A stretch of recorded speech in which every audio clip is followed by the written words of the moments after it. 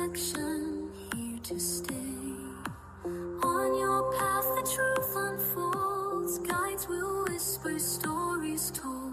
Let your journey now begin. In the magic, let's dive in.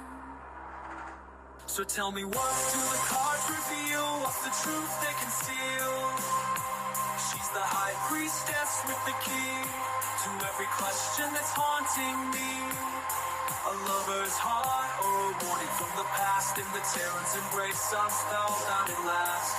Truth's come undone, it's a dance we must face. In the chaos, I find my place.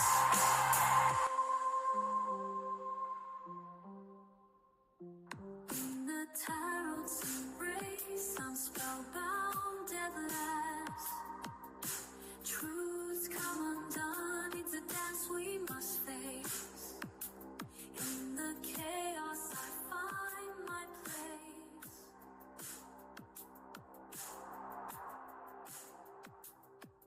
The moonlight glows, the veil is thin. Moon of infinity will call again.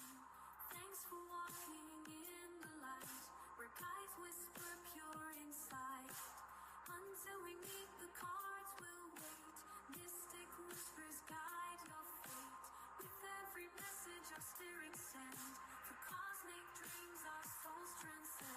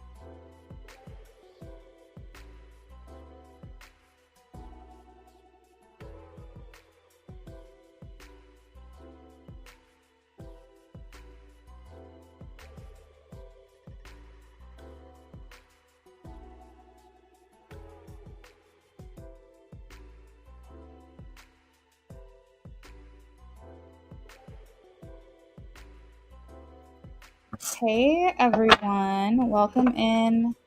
Happy Friday.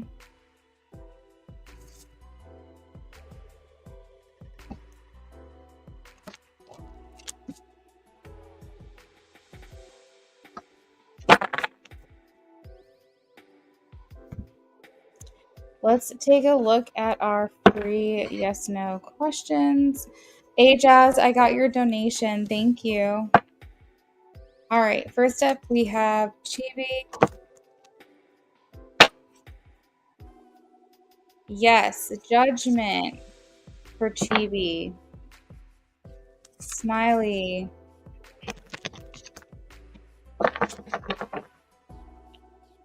Three of Swords, no.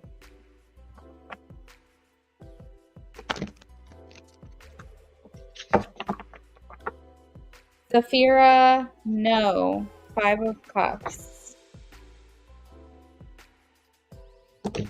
Joanna, I'm doing well. Thank you for asking. Yes, King of Cups.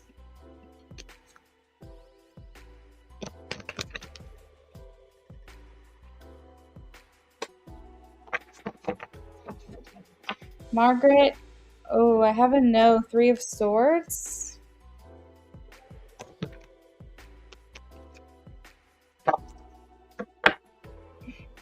Space Cowboy.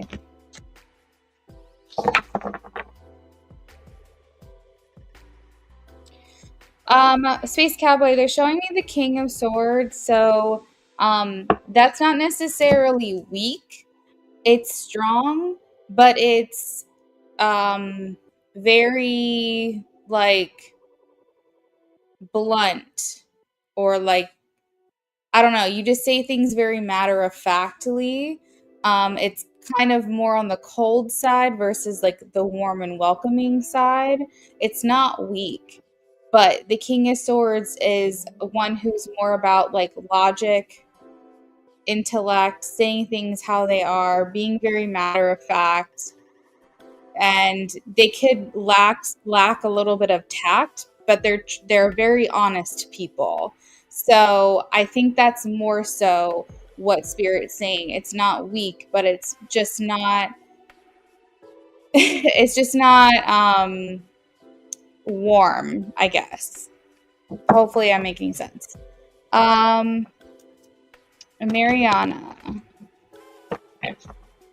Mariana, Six of Swords, things are going to get easier for you. Aesthetic Delta. Justice. Aesthetic Justice is like where things are kind of even. So I would say she's basically on the same page as you, if that makes sense. So however much you like her, she likes you back the same amount.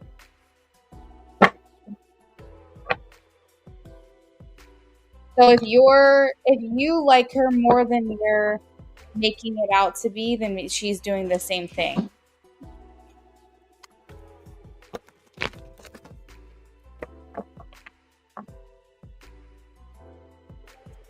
We vibes. I have a no, 4 of Pentacles. Please make sure you guys are liking the live stream. I really appreciate that. I noticed these last couple of days, I've been doing a lot more free readings than what you guys are contributing towards my likes. Don't really talk about it too much, but take into consideration if I do like 20 free reads, that's like $40 worth of free readings that I'm giving away. So, because each free read's $5. So the only thing I ask in return is liking the live stream, so that I feel like it's beneficial for us both to continue to do these free reads. So that's all I ask, is you like the live stream. And just always remember, every time I do a free question, I'm giving you $5 basically. Okay?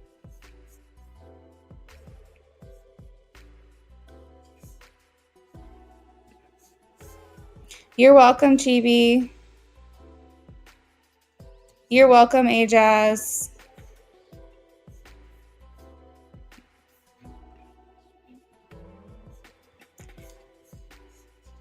You're welcome, Joanna.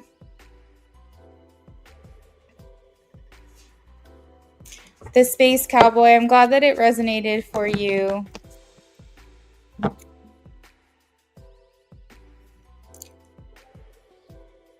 You're welcome, Aesthetic. All right, this is for Ajaz.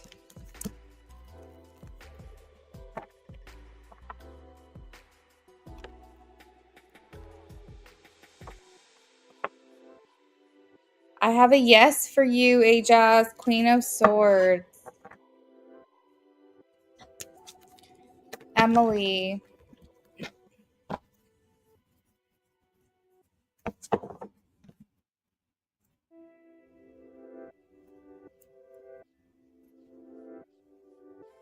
Wait, I totally did the math wrong.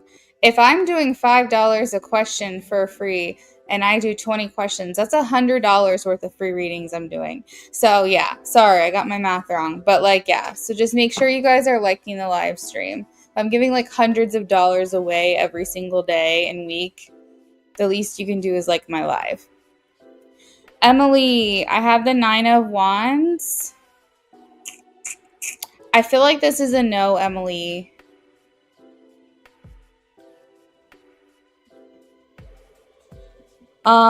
This feels like you're up against it. It feels like a challenge. It doesn't mean it's not ever going to come to you, but you just aren't at the finish line yet.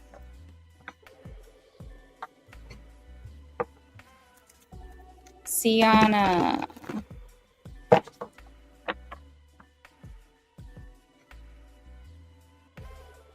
Sienna, I have a yes. I have the star for you.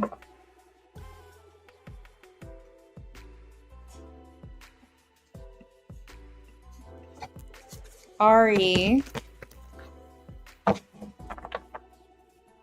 10 of Cups, yes.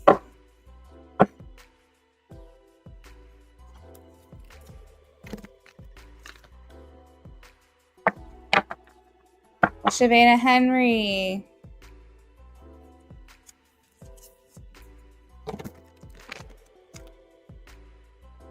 This is a good journal prompt, Shavana, for you to ask yourself.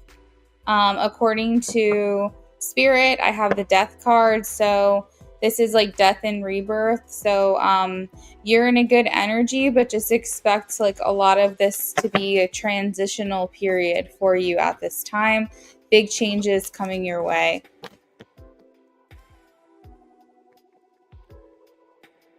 Firefly, yes. 8 of Wands.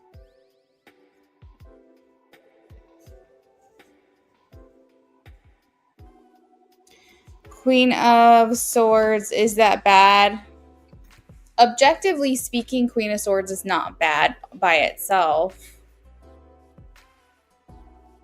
I think that if it was paired with maybe a not great card, then it would maybe not be good, because the Queen of Swords is very intelligent. They use strategy to get what they want, and it's not a bad thing. But if it's paired with like a 7 of Swords, for example, that means that they're using their intelligence to be sneaky.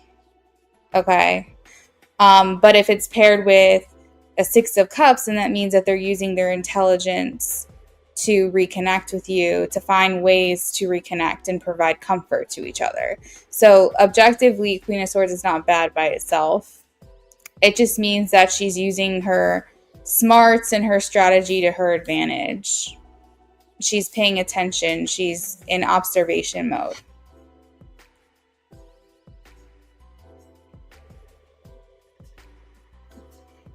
Hey, Jess. That's what I'm saying. Like, here's the thing. I want to be accessible to everyone. That's why I do the free readings, honestly. But at the same time, it's like literally all I ask is for y'all to like the live stream, and sometimes people can't even do that. So it does disappoint me, because I'm like, okay, I know I do at least 20 free yes nos every single night, which means I'm literally giving away $100 worth of my time to do these yes no questions. And it's just important to me that we respect each other, and that like if I'm offering something out of the kindness of my heart, that you guys are supporting my channel, because I want to keep doing this, I want to, but I don't want to waste anybody's time. So if it's not worth it to like my live stream, then maybe I shouldn't do the free reads anymore. But I'm not going to do everyone dirty like that, because I do know that one rotten person is, I'm not going to let them ruin it for everybody, because I do generally get a lot of support on this channel. It's just I'm trying to bring it into perspective, I guess, when I say that. You're welcome, Emily. Shavana, you're welcome. Firefly, you're welcome. All right, so that's where the free list is going to end. I believe I got to everybody. So let's go ahead and close that down and move on to donations.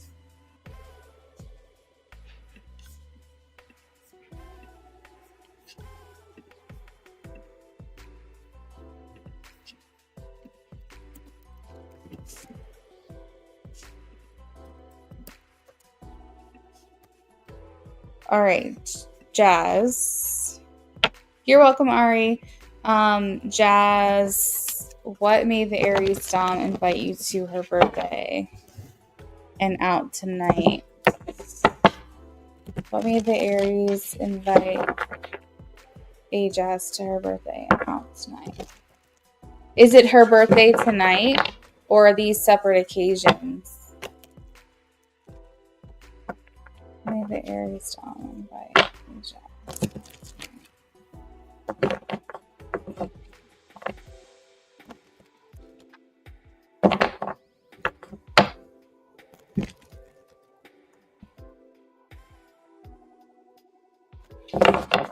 Separate.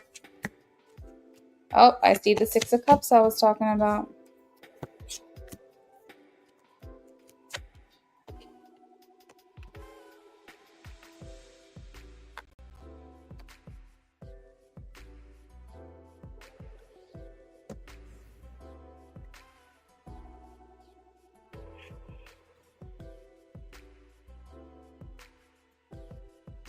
All right, so she wants the nature of your connection to change.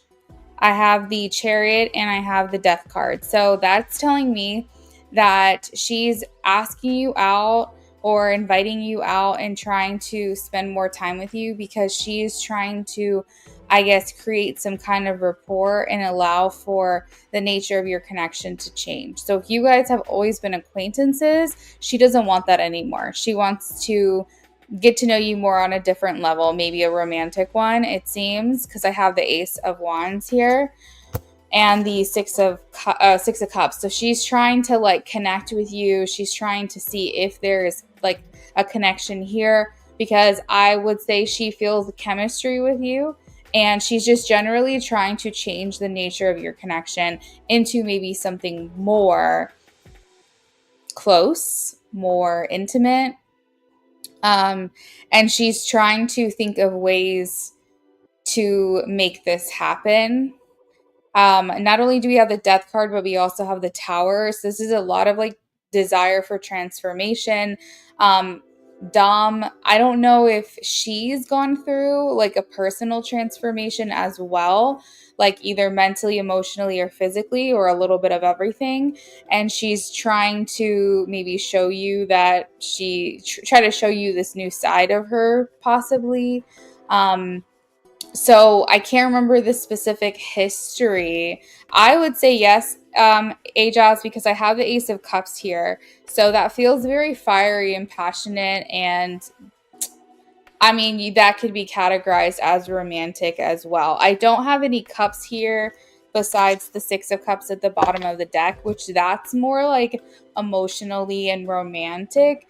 But I definitely see like physical chemistry here, and that technically is romantic. You've got romance is two sides of the same coin. One side is chemistry and passion and attraction and lust, and then desire, and then the other side is emotions and generosity and gestures and feelings and things like that. So it's like romance is basically two sides of that, and right now she's only showing that she's got the physical for you, but the romantic side could potentially come out. It's not here right now. Oh, she's new. Okay. Northern Light, I'm so sorry, girl. Stick around for me. If I have time in between donations, I can't make any guarantees, okay? But if I have time in between donations, I'll answer your question. So just stick around, post your question below, and I might be able to get to you, okay? So let's see. You're welcome. This person is new. She feels familiar for some reason. Like I feel, did you have someone else with the same name or something?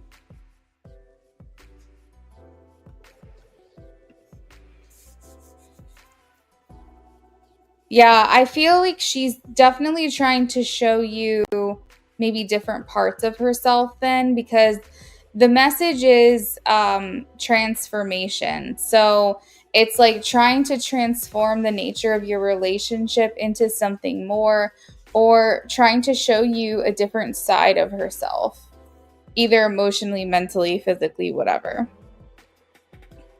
She's excited to nurture this connection. I'm excited for you, just to step outside of this reading for a second, because you were talking about feeling like you always had to be the one to take the lead. So it's nice to see you have someone that's trying to pursue you. So I'm happy for you there. Getting back into the reading, I feel like she's trying to make her intentions clear, but maybe right now she wants to kind of let things flow naturally. She wants to kind of see if there's something there and bring you out and bring you into environments where you guys can get to know each other without having a lot of pressure on the connection. So maybe more casual settings, things that flow a little easier, that don't feel like all eyes are on you.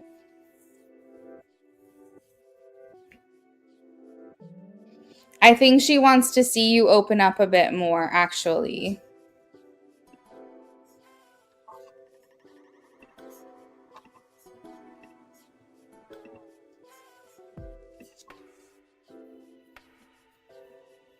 You said yes, I just wish I didn't have to drive there. Is it far away?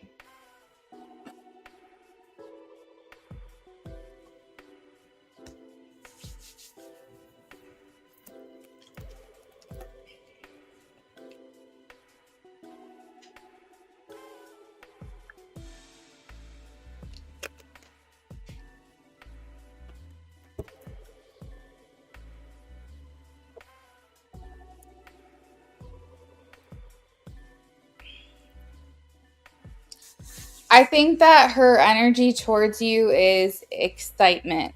I think she's looking forward to seeing how this opens up for you guys, like how this progresses.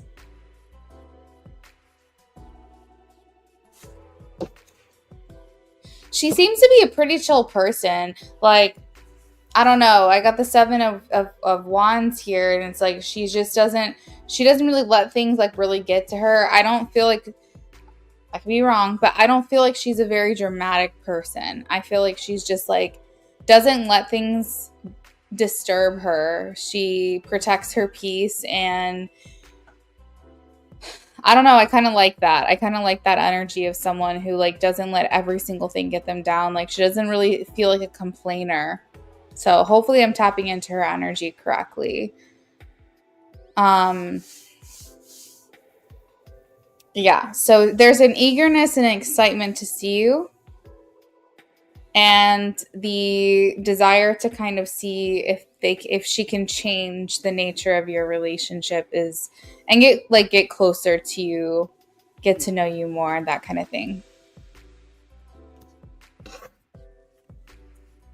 Yeah, she just like, I don't really see her as someone who really complains a lot, who's very negative. She seems just like down to earth.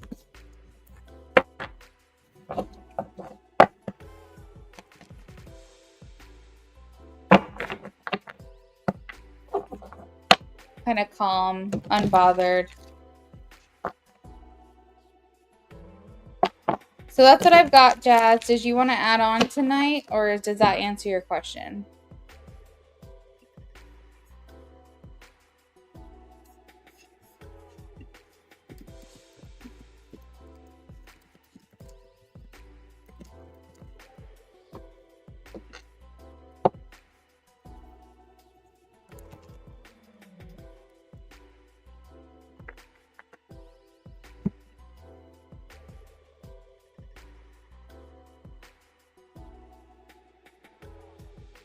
You're welcome, Jazz. Have fun tonight.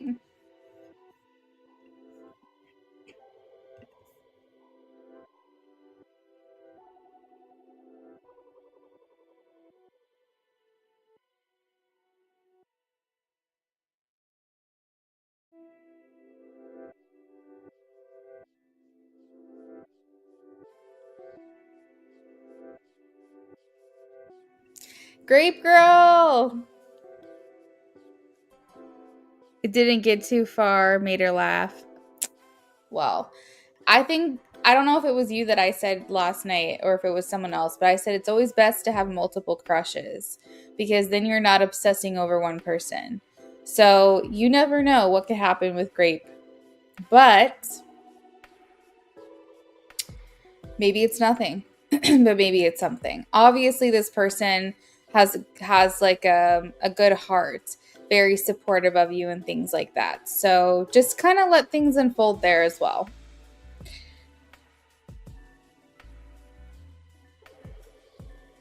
And have fun tonight. Perfect. Well, have a great evening. Next up, I have Crow's Nest made a donation. Crow's Nest, are you here in the chat? Oh, I see you sent your question.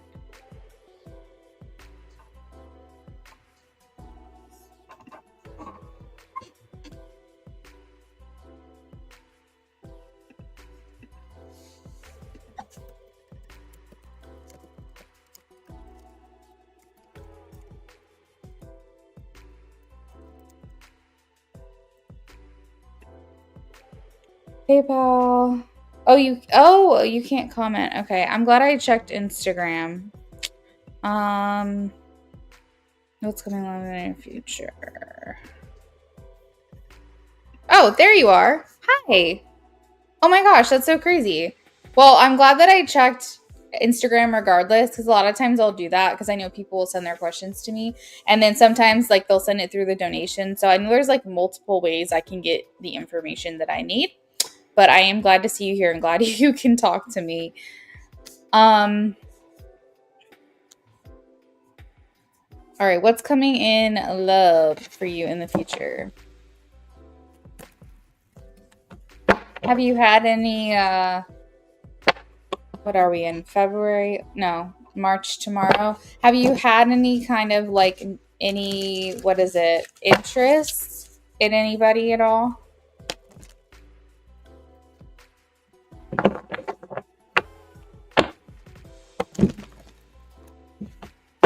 I don't know what it is about you, girl, but I always feel like a big love for you every single time. I don't really feel that way about a lot of people when I do readings. You know, if you're, especially because you've been here for a while, you know, you've seen me do readings for people. I don't really talk about, oh, I've got this big love for you. Like, I just really feel like someone like just like really strong coming in. And I pick up on that every single time for you. And it's just like, it always feels like it's like right here. So I don't know why I feel so strong. I'm wondering if maybe when you meet this person, it's like all of a sudden your whole world gets turned upside down and you're like, oh my God, like this is my perfect person. He feels so familiar. Like I feel like I've known him my whole life. Like, I don't know. It just feels very big. And yeah, like I just feel that for you.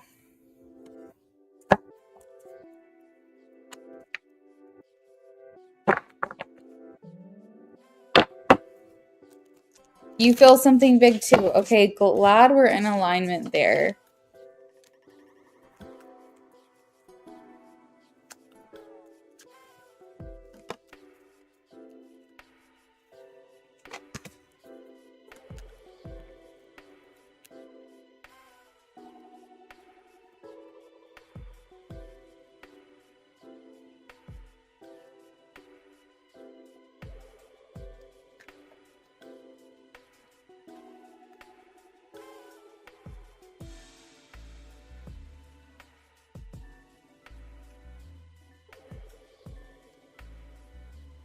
Oh my God. Okay, so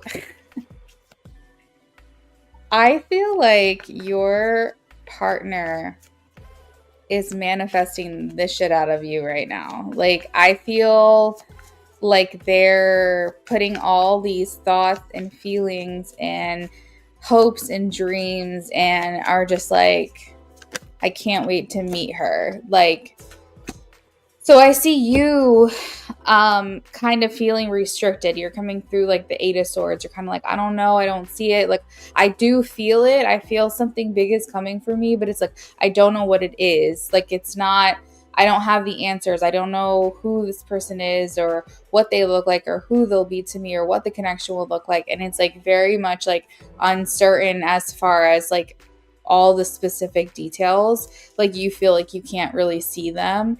And I feel like for him, he's like, he has full belief, this person. He is like, oh, I feel like he's like, I'm getting into alignment. I'm becoming my best self. I'm manifesting this person. I can just feel her. Like, I just know. Like, I feel like your person's just extremely certain. And that kind of tells me a little bit about him, that he will maybe kind of show up in your relationship like that. Whenever you're not sure, whenever you feel like you don't know or you're indecisive, he's the type of person that will be like finding solutions for you, trying to make you feel secure and trying to make you feel certain. And then he'll be very certain about you, is what it feels like. Is this her next relationship? Is it the guy at the gym? Are you attracted to the guy at the gym?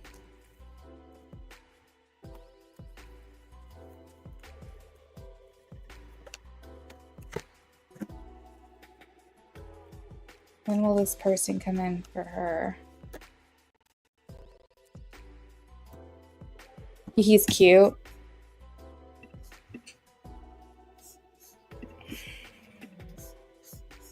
I feel like I'm getting conflicting answers about this guy at the gym. How does he feel about her? Ace of Pentacles. He's going to make an offer to you. Ooh, Ace of Pentacles and Ace of Wands. This man wants to wine and dine you. He wants to like romance you and take you out and pay for it. He wants to treat you.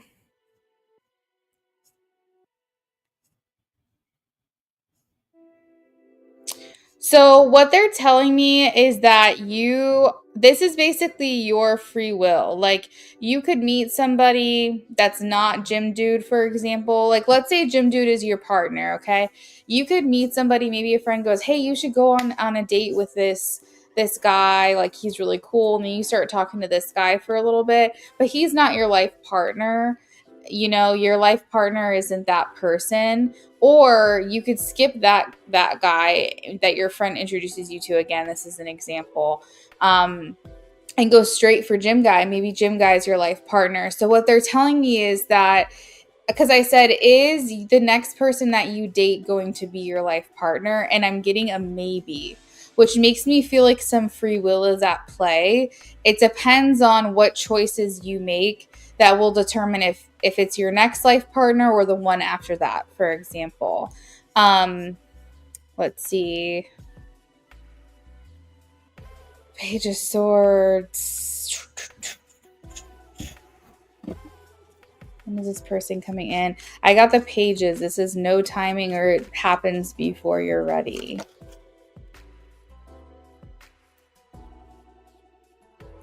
All right, I think this is coming in for you quick. I feel like we're talking maybe even as soon as next month, like March.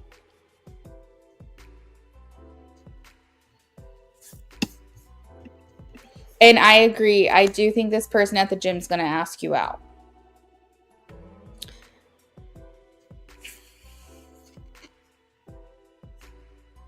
You said you keep wishing he'll just ask you out.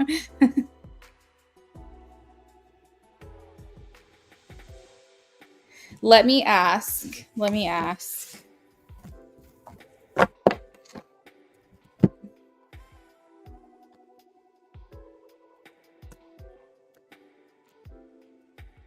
Hey, Melissa, just sit tight for me. I'm going to try to answer some additional free questions.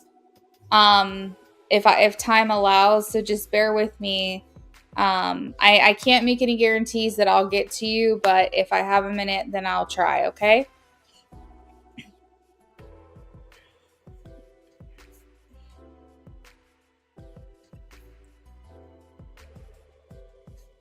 You know what's crazy? When I used to do tarot for myself, I would ask where I'll meet them, and every single time you got the Chariot. But what is the Chariot as a place? Because you have no idea what that is.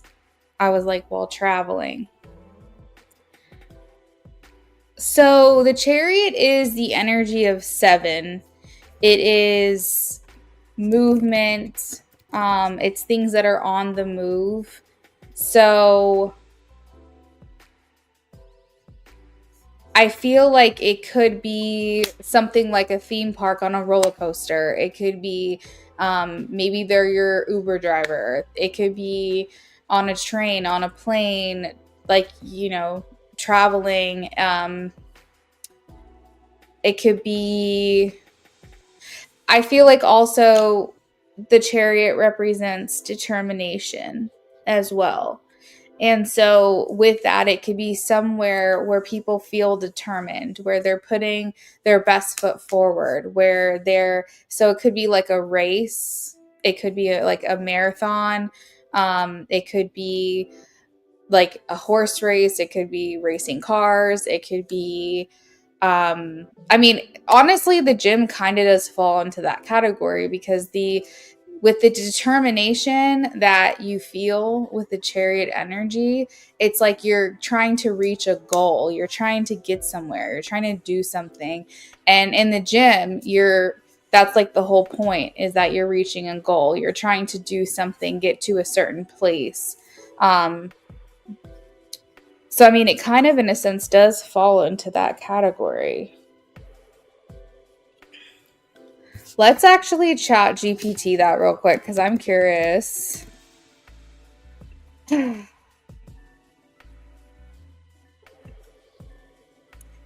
the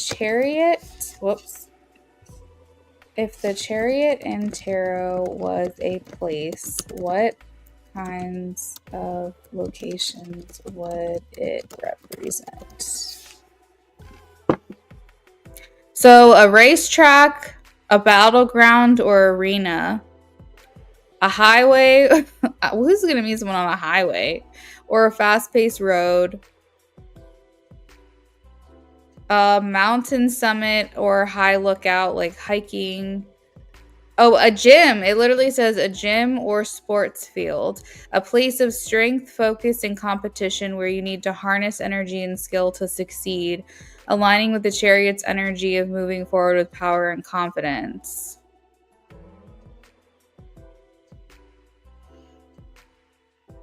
So a gym is literally listed here.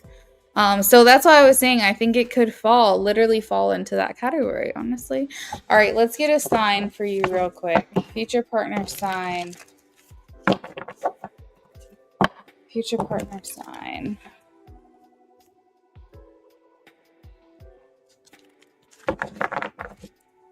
What sign will they be, please?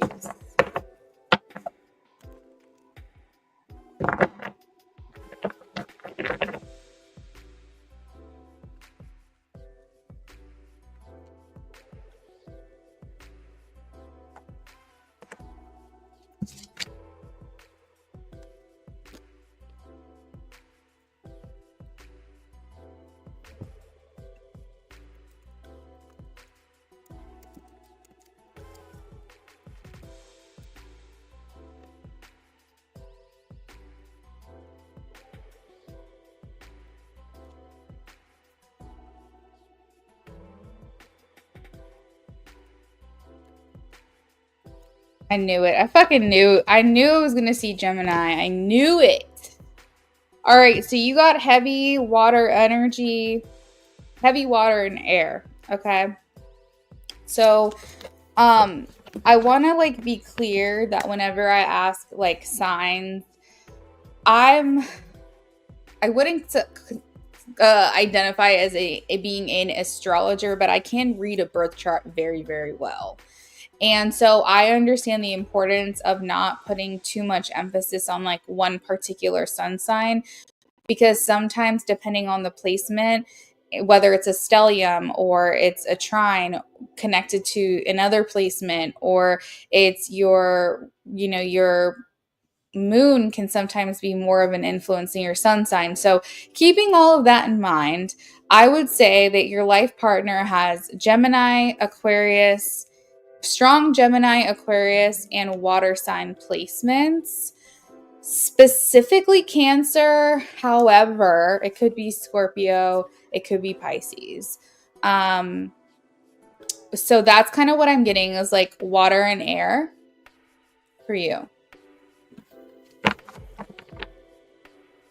So it feels like really intense, but loving and generous connection that could feel like your partner is a really good lover, very versatile, and maybe kind of keeping you in your toes, but the water placements being able to kind of anchor him a little bit better.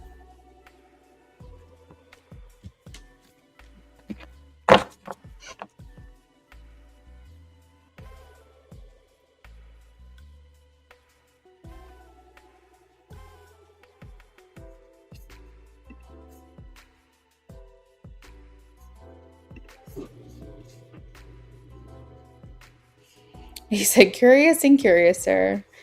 Hey, sweeter, the donation list is open. Yes, the donation list is open.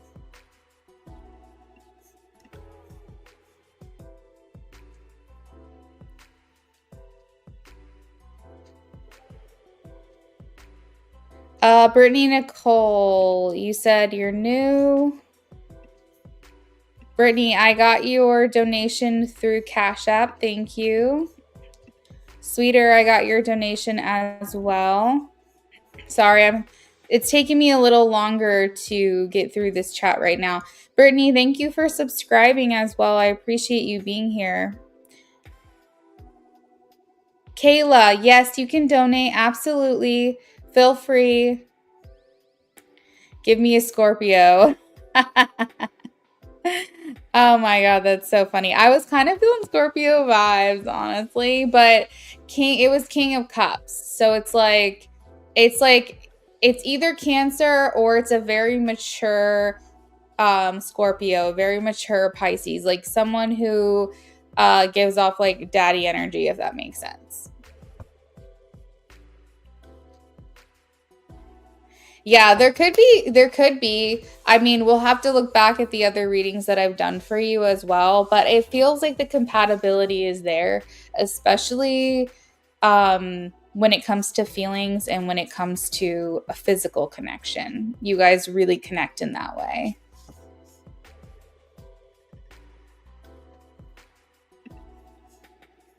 Leo and Venus would be good. My husband's Leo and Venus. I can vouch for a Leo and Venus being a good partner.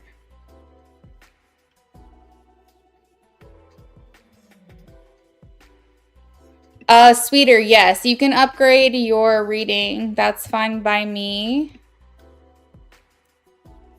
Let me respond to Kayla really quickly. Kayla, donations are open.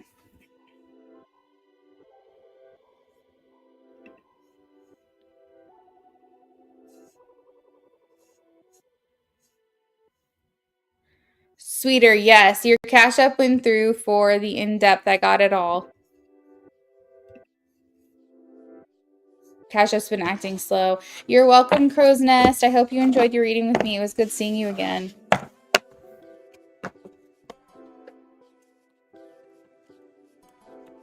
You need to give this gym guy like a little smile. You need to like kind of give him a little something something. Just kind of catch him off guard. I don't know. Especially if you think he's cute. Like, shoot your shot, girl. Let him come, 80-90% of the way to pursue you, but like give him a little 10%.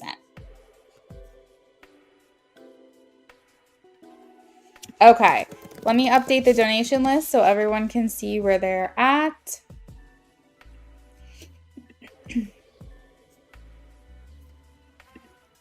Sweeter, you sent me a tip. Oh my God, you don't know how much that means to me. Thank you so much.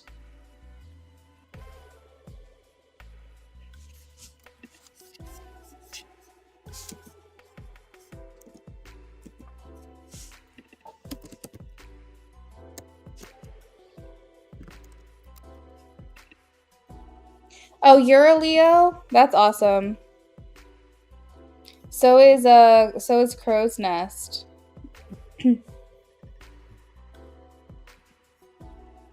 Upgraded for a BOGO. Oh, girl, I got you.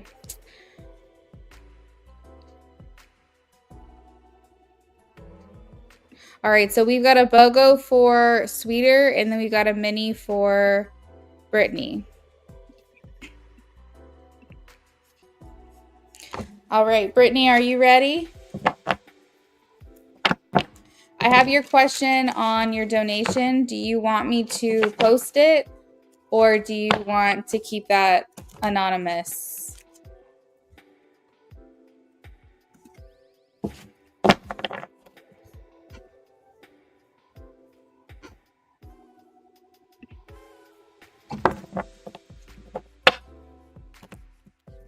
Sweeter, you're so sweet. That's why you're Sweeter. Thanks, girl. Do you want me to do your reading, Sweeter, offline? Do you want me to like send it to you? Because I can do it while I'm on live, but I can send it to you privately if you want me to, because I know you got things going on right now.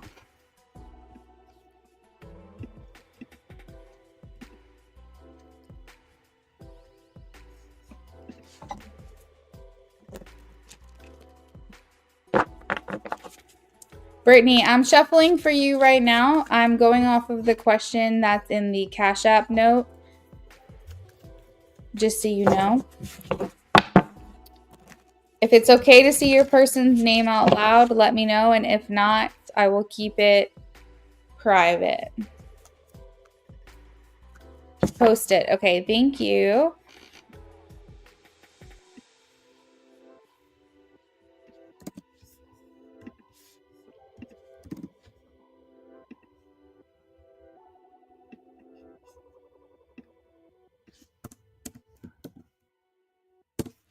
All right. So, Sweeter, I love that. I think that's the best way to kind of handle it. But at the same time, I was going to support you either way and understand, like, if you didn't want to do that, you didn't have to.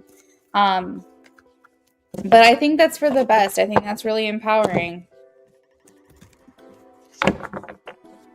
All right. Will Yolanda and Brittany be together, please?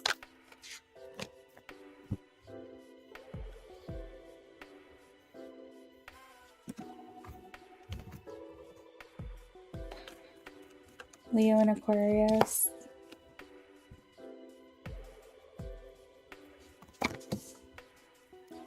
Will Yolanda and Brittany be together?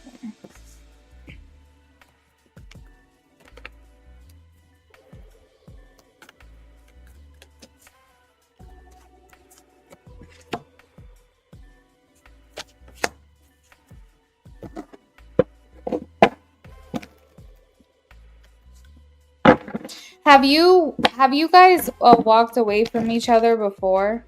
I'm trying to understand this first card. I have the Eight of Cups, which talks about how you've either watched her walk away or she's watched you walk away in the past.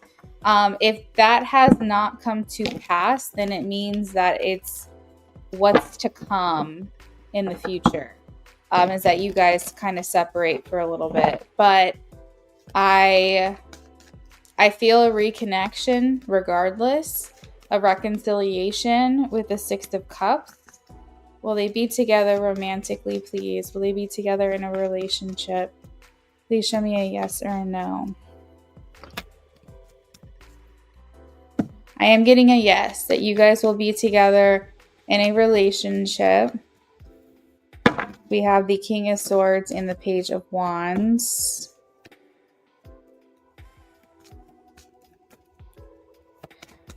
Spirit saying all in due time, meaning that maybe they can't give you a specific time frame right now, but the Wheel of Fortune is here. And so that talks about this is all in blessed and divine timing when this will come to pass.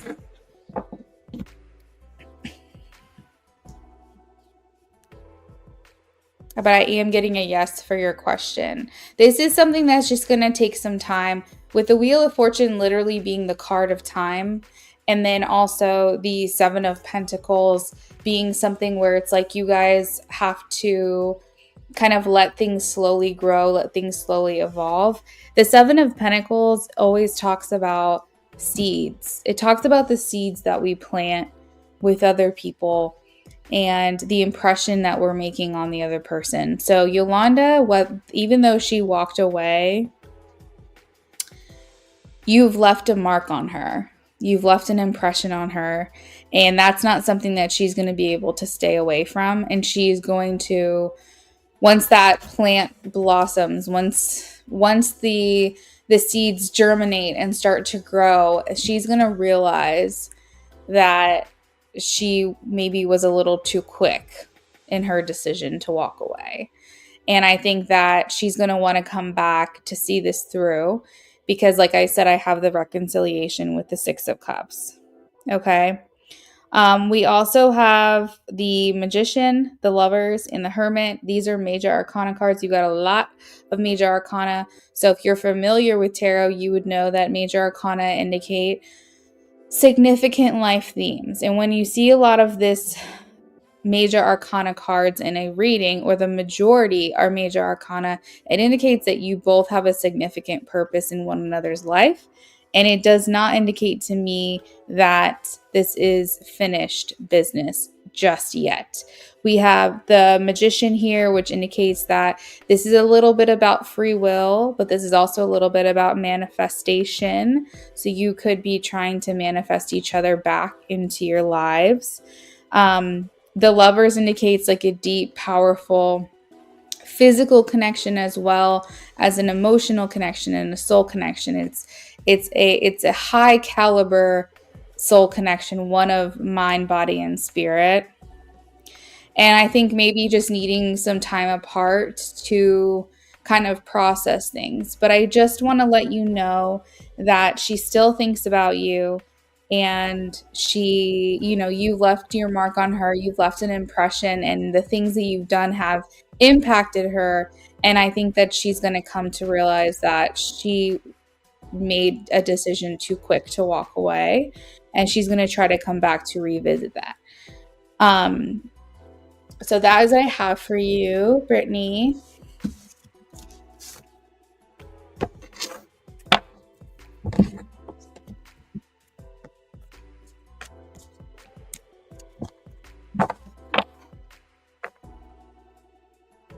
You have dreams about her.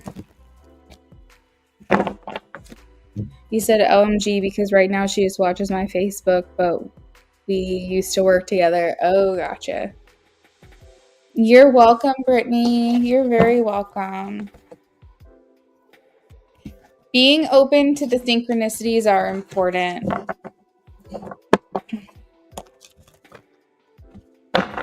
Have a great night, Brittany. Hopefully we see you back here again, and stay subscribed because you can always come back whenever I'm offering free readings and hop on that bandwagon and get some free reads, or, I don't know.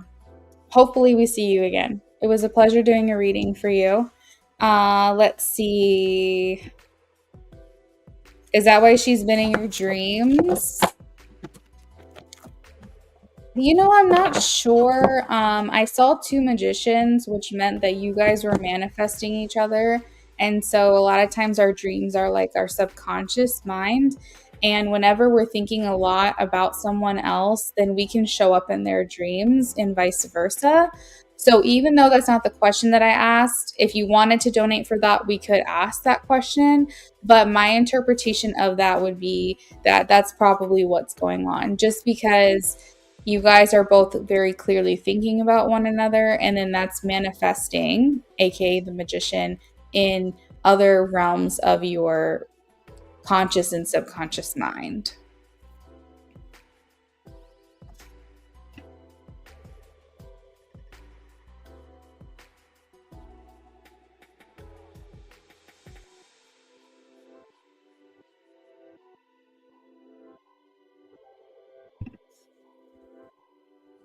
You're welcome, Brittany.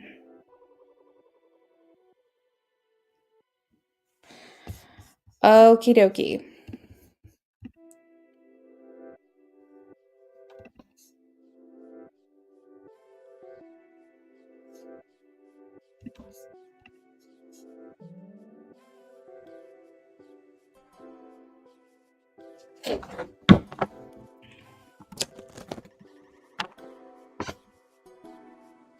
All right, so we're doing a BOGO for you, sweeter. Let me read your IG messages too, real quick.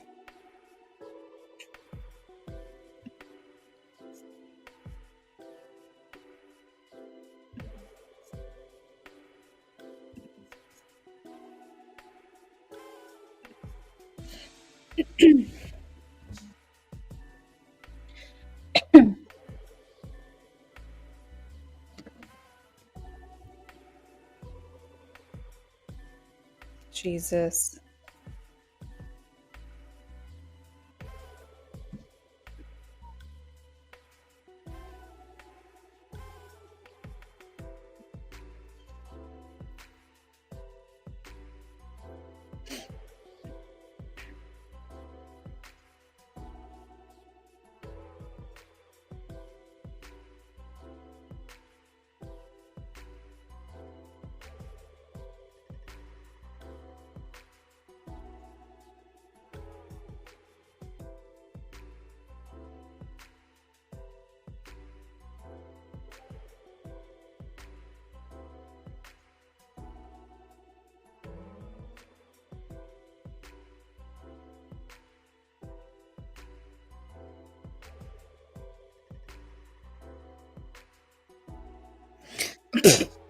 Okay, I just read the first screenshot.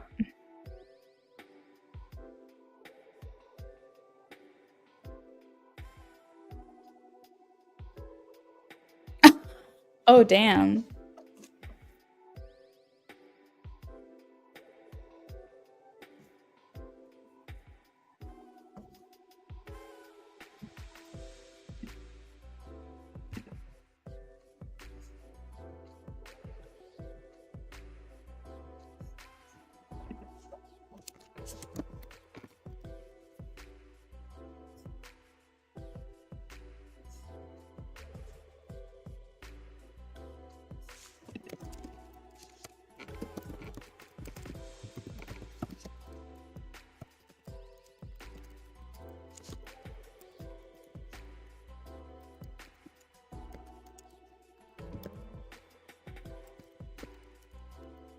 Okay, I'm all caught up. Where are your questions posted at? Are you going to send them to me via Instagram? Hi, Priestess. Hey there. How are you?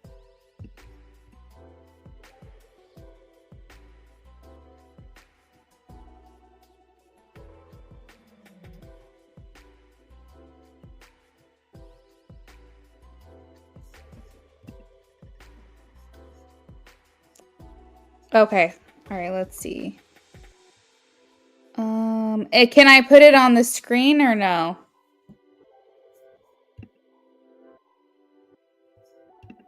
I don't have to if you don't want me to.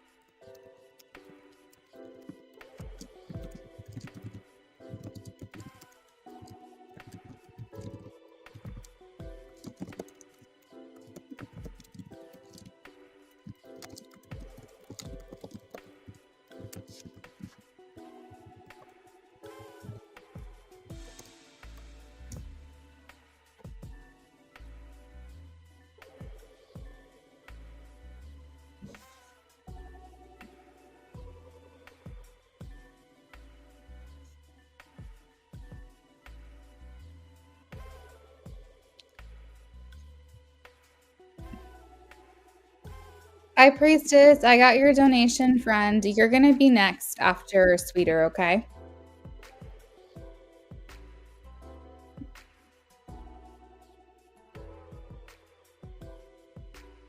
Yeah, Sweeter, you could just got to keep all of this evidence because you just like never know when you're going to need to use it. So you're doing the right thing by staying quiet, but collecting what you need.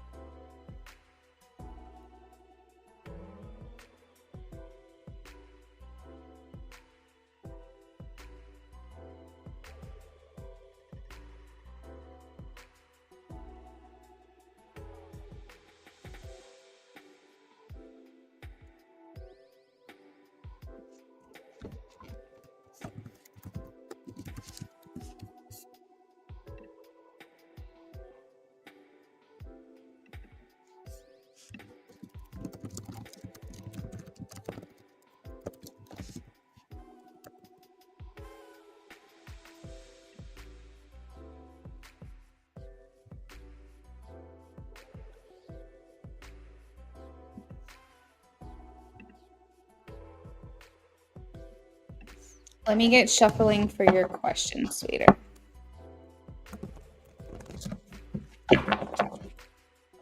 Oh, you know what? I'm gonna pull tarot, but I also want to pull a couple of my Moonology deck because that's my fertility deck that I use, and I think that would be enlightening. So let's take a look here.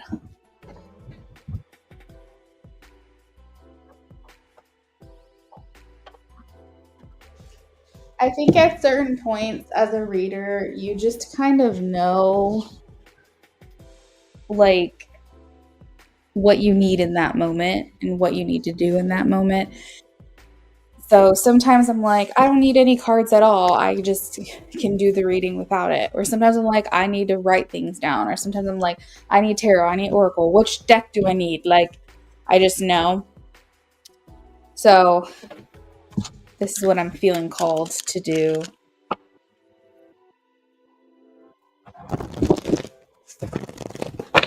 What other read did I tell you about? Was it the Destiny Matrix one or was it when I do fertility readings with my cousin? We do live streams together. Oh, thanks, girl. I try.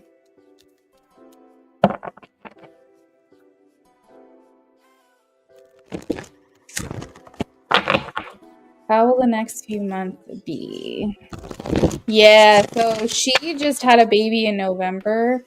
I think that things are starting to feel kind of a little bit in a somewhat of a normal rhythm for her. So I'll probably reach out to her maybe next month to see if she wants to start doing readings together again. Because what we were doing was like once a month. Just because our schedules are all over the place. But I'll definitely give you a heads up when that will be. We always post about it in the like on Instagram and on YouTube and stuff. So it's kind of hard to miss. How will the next few months be for Sweeter as she prepares?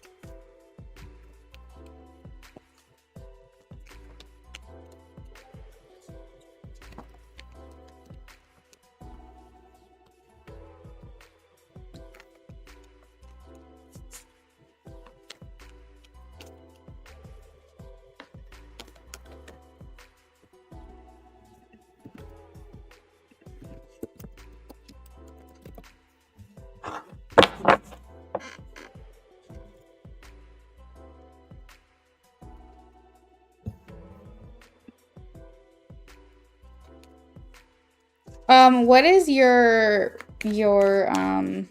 sun sign? And do you know your moon or rising?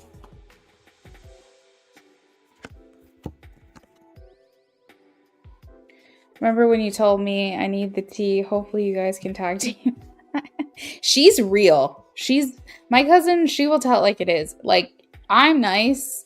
Like, I'm gonna tell you the truth, but I'm gonna put it in a little positive spin. And she's like, she'll roast you. Especially if you want to be roasted, she'll be like, perfect, let me do it. She's really funny.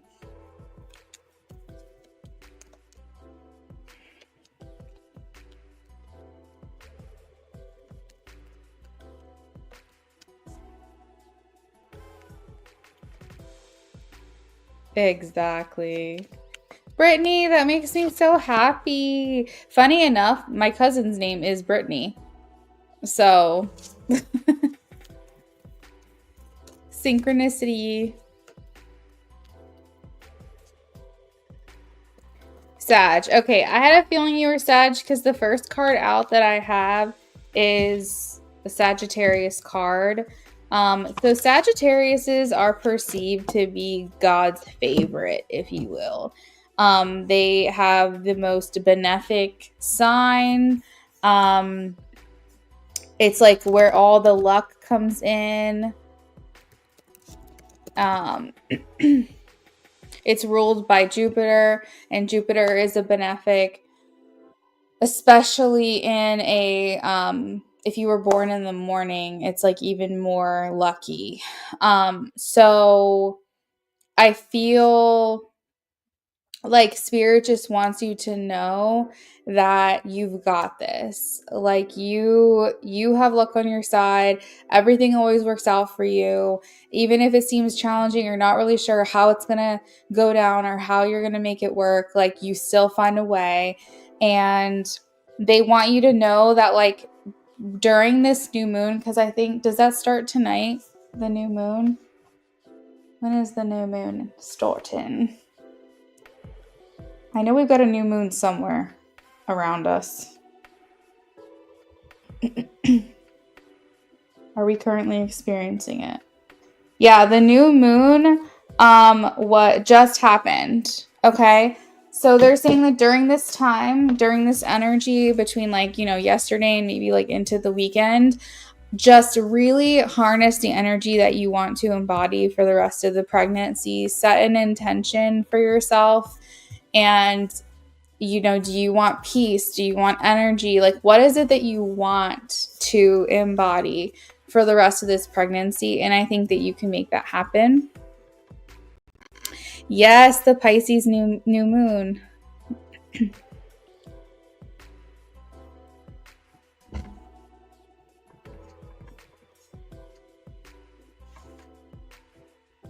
You don't act like an Aries. So, do you guys think I act like an Aries?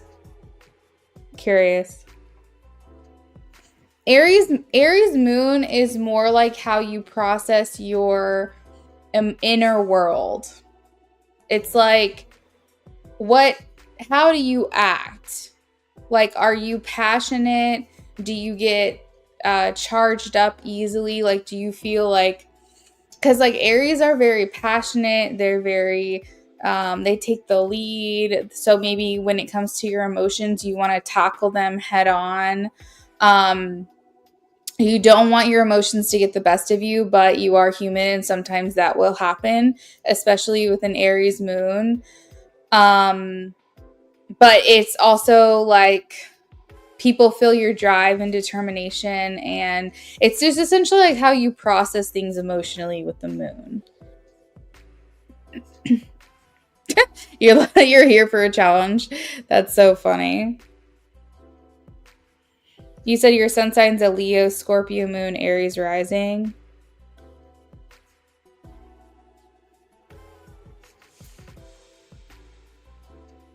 I'm an Aries rising too.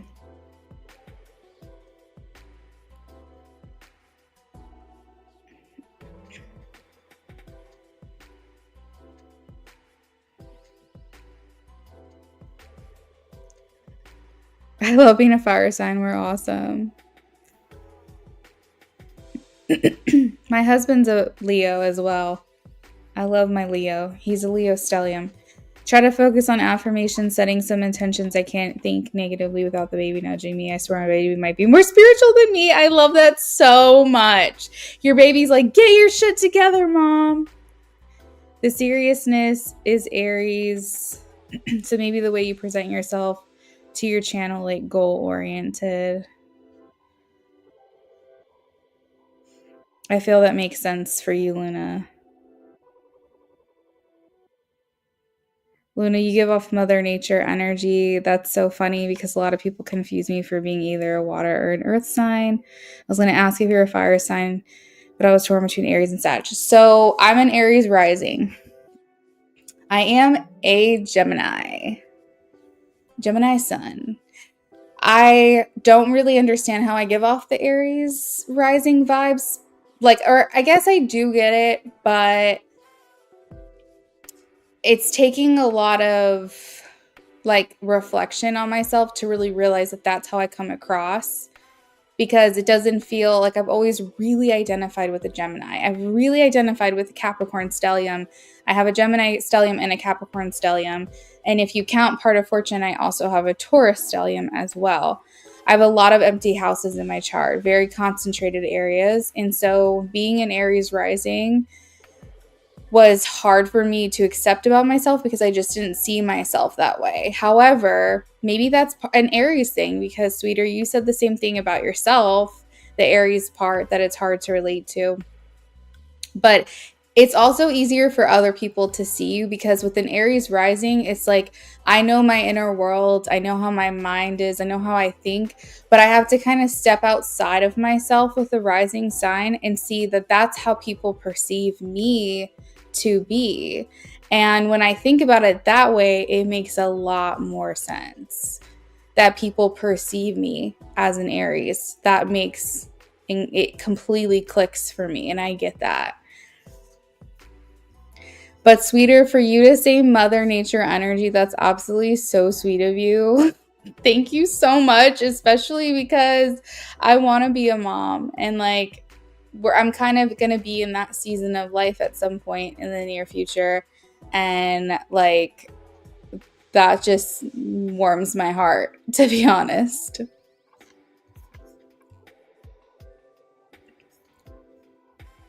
High Priestess, I definitely am goal oriented. I stick with a schedule as much as I can.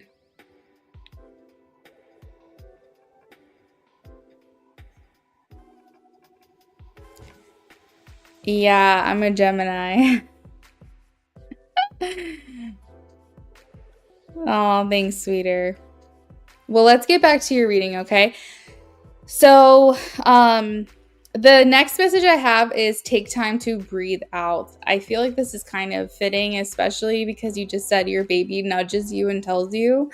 But this is the time for you to protect your peace. This is the time for you to really not mess with anybody else, worry about anybody else. Take time for yourself. And I know you know what I mean without actually saying it. And they're saying that you can transmute that negative energy into something that makes you feel even more powerful. So you can say affirmations to the likeness of any energy sent my way, whether positive or negative, I transmute into making myself more powerful. And, make that affirmation more personal to you. Why am I suddenly tasting Taco Bell? I just got this random message of Taco Bell. That's so weird. But yeah, so I think that if you can feel that protection around you, and you can feel whether someone's saying something good about me, bad about me, I don't really give a fuck. I'm just going to transmute that shit into making it work for me so that I can manifest what I want even more, because energy is energy. And if someone's sending you negative vibes, just change it up. Just take that and say, thank you. Thank you for sending me negative energy, because I'm going to take that and I'm going to turn it into something else for myself. So keep sending me energy. Energy is energy. Money is money. You get what I mean? There's send it to me. That's fine. I don't care. So that's you've been wanting tacos. Brittany says, oh wait, hold on. I think I missed some in the chat. Yes, you're just like me when it comes to energy I give off. I feel you be such a phenomenal mother. Your children will be able to come talk to you about anything. Sweeter, like legit, you're gonna make me cry. I'm not even joking. I'm not even joking. Like, that's literally the nicest thing you could say. Thank you.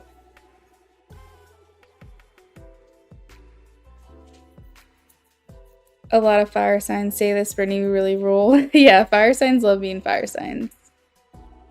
Brittany, are you asking me if I'm young or one of the girls in the chat?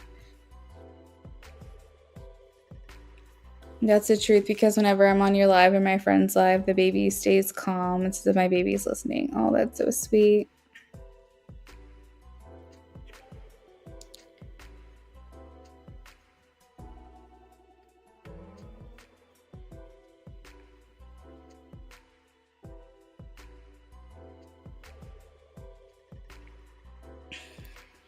All right, so let's move on to the next part of your reading here. Your hard work is paying off. This is the needing to embody the Capricorn energy and allow for yourself to make the proper steps that's needed in order to achieve what you want. I feel like during this time for you, it's going to be a lot of planning, a lot of cleansing, cleaning, purging, preparing, nesting, all of that stuff. So they're saying that like things are working out for you.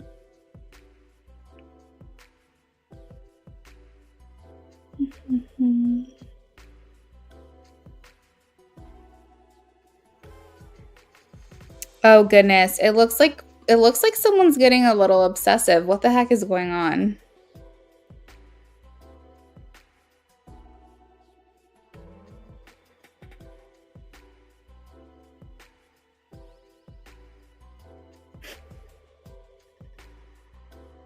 Oh dear. Oh no. What's going on? Let's see. Let me pull some tarot cards for you real quick. It's getting wild.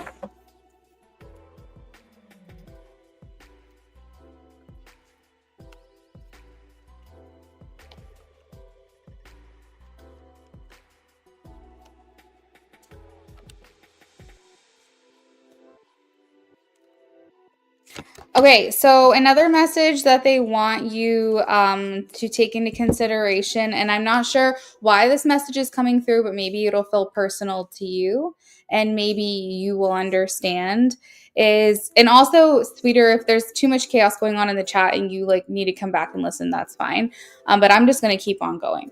So the Hanged Man is here. And so for me specifically with this reading is just make sure that you're not giving too much of yourself to anything or anyone. You're really making sure that you're taking care of yourself, because the Hangman can sometimes be like a self-sacrifice type of person or type of energy. So make sure that you're calling that back to yourself. And I'm also hearing, for whatever reason, like movement, needing to get movement as well within your body. So making sure that you're taking the time, even if it's just doing gentle movements each day, or it's like doing a certain amount of steps per day. They're saying they want to make sure that you're getting that movement in.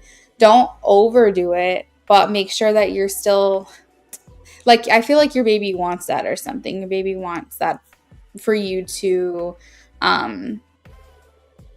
get those endorphins that come along with that gentle movement. I feel a lot of growth as well for you. Potentially, maybe it's something that like all of a sudden in the next couple of months, you're going to really pop, if that makes sense. Like you're going to suddenly just like see, oh my God, you're going to wake up one morning. Oh my God, like it's there. Because I see a lot of roundness for you. And it feels very much just like belly specifically. Let's see.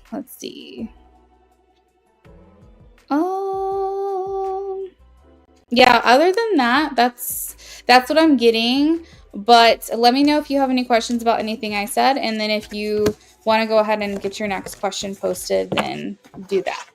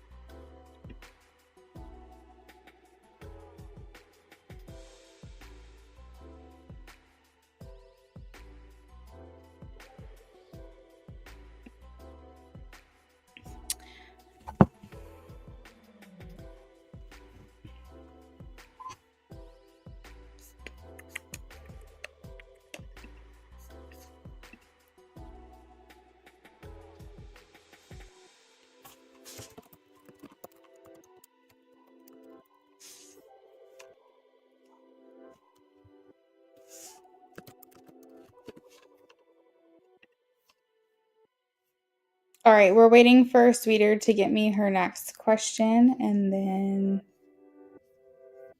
we'll be all set. And then after that, we've got High Priestess. High Priestess, we're doing a BOGO for Sweeter, so we just did the first part, and we're just going to do the second part after that.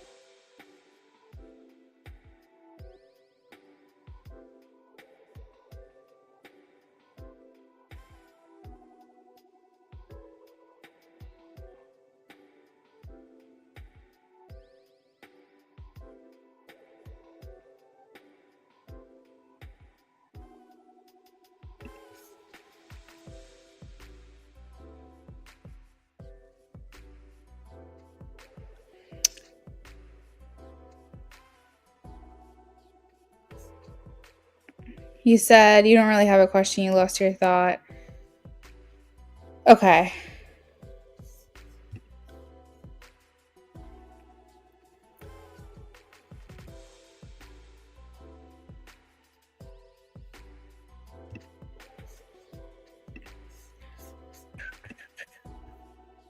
Sweeter, why don't we do this?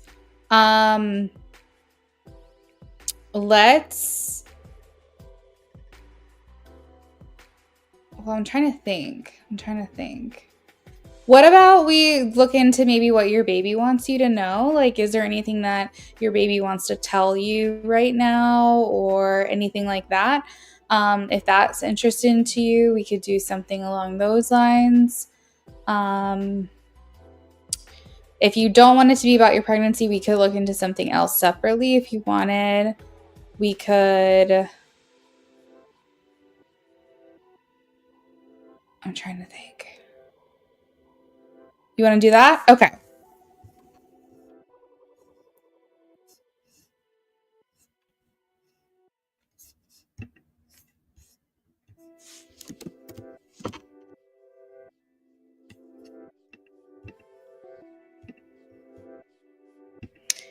Hey, boss lady.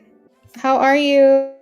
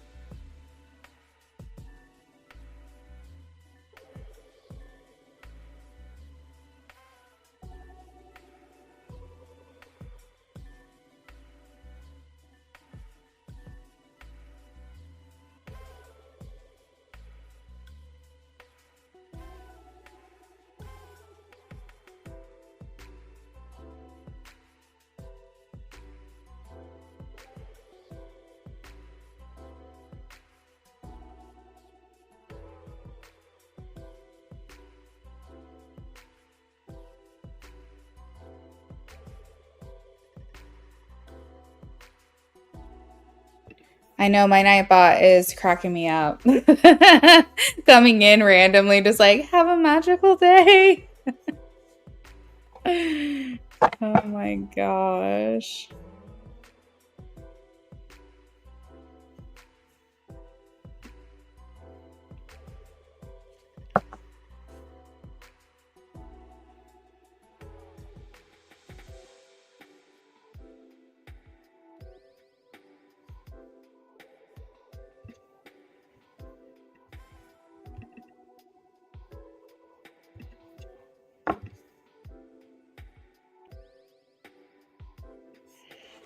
Let's see. What does your baby want to tell you?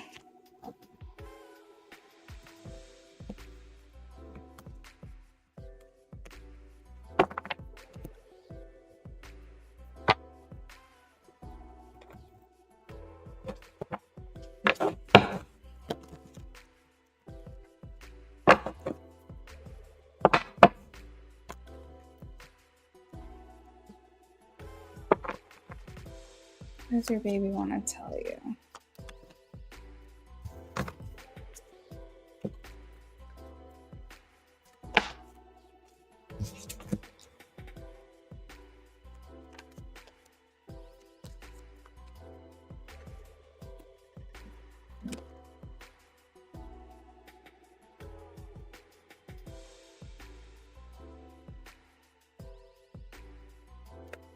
Woo.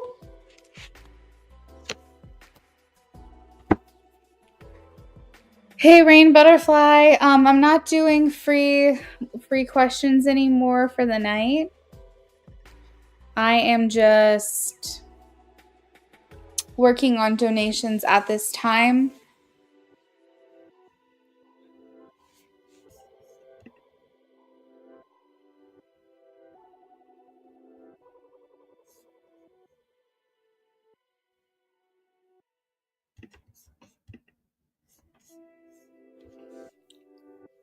Boss lady, that sounds great.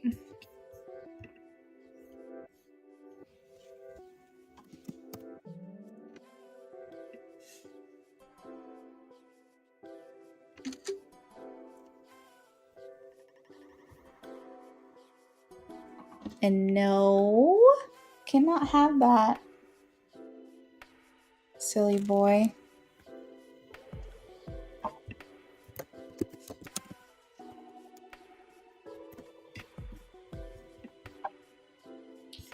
All right, sweeter. So number one, you put your hand on your belly. This is kind of like typical, from new moms or pregnant moms to do. But there's something about your hand, your healing energy, just being over your womb is very I feel like your baby is like, I like this. I like when you do this. I like feeling your love from the outside. So maybe you guys are sending some kind of energy to each other. Maybe your baby's sending energy to your hands, and you guys are just communicating in that way. So do this more often. If you're not doing it a lot, I feel like your baby wants to feel that care from the outside, if that makes sense. Because it's your baby's with you all the time, but it's the intentional feeling of knowing that you're in you're present in that moment with your baby is important. So there's an image here of someone who's growing actually, I'll put it on the screen so you can see why I'm getting this message. Hold on.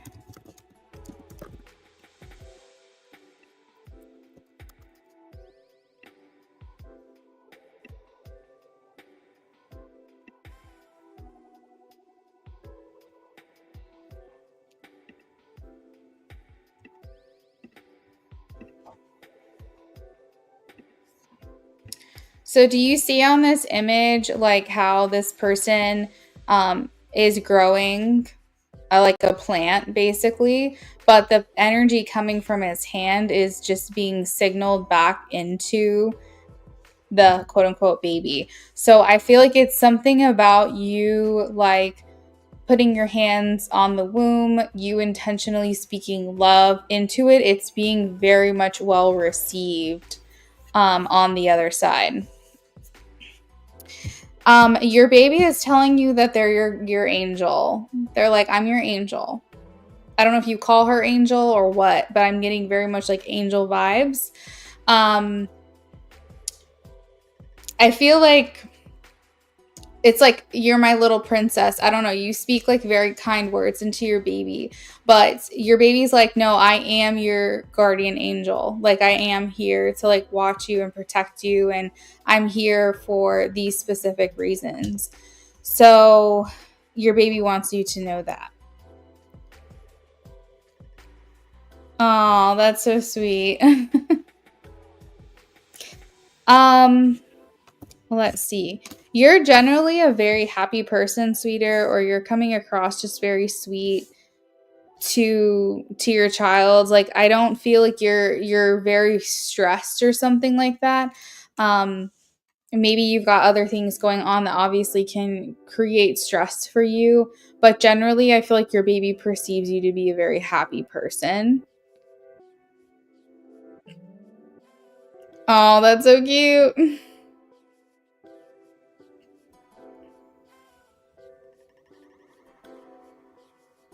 You know, your story kind of reminds me a little bit of those people who like they have a whole gestation, like they have a whole 9 months of, and they don't know they're pregnant until they're literally going into labor. That was kind of what that was reminding me of. And it happens more often than you think. My sister's sister-in-law, she had one of those pregnancies, I think, where it was like she didn't know she was pregnant until like well into her pregnancy. So it definitely happens. Okay, but your baby's like, I'm your little angel and I'm watching out for you. And I think your baby's actually signaling you to be calm, which is like an interesting message.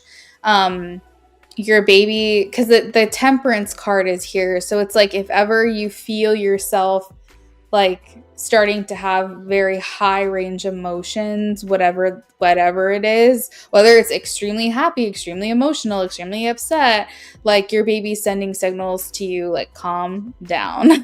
Calm it back down, bringing it back down to center. So I think that's really sweet. Let's see. Your baby is bored, is what I'm getting. Your baby is bored in there. I feel like she's just kind of like just floating around. I'm saying she because you're referencing her as she. But I feel like she's just like floating around, like, what do I do? So I don't know, like, if there's a way to, I don't know. I feel like almost like she just wants to be talked to. She wants you to tell her what you're doing. She wants you to tell her about your day.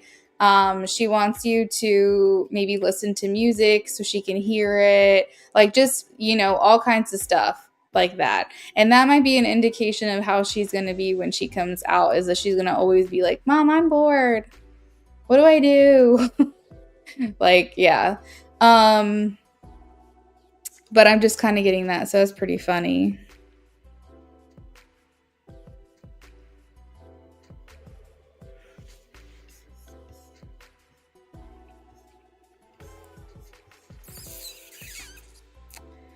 Thanks, boss lady. I'll add you to the list in just a minute, okay?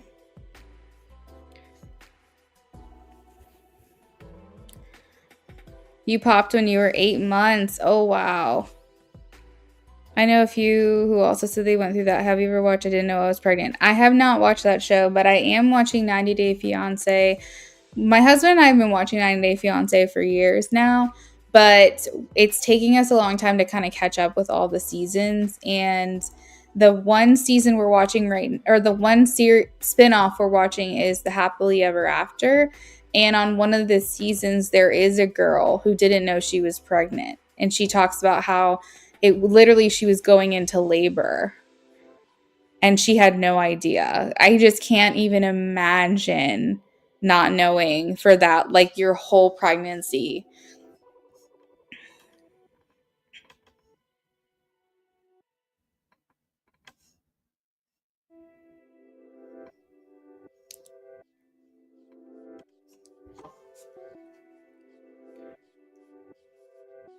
Is it pronounced Azariah?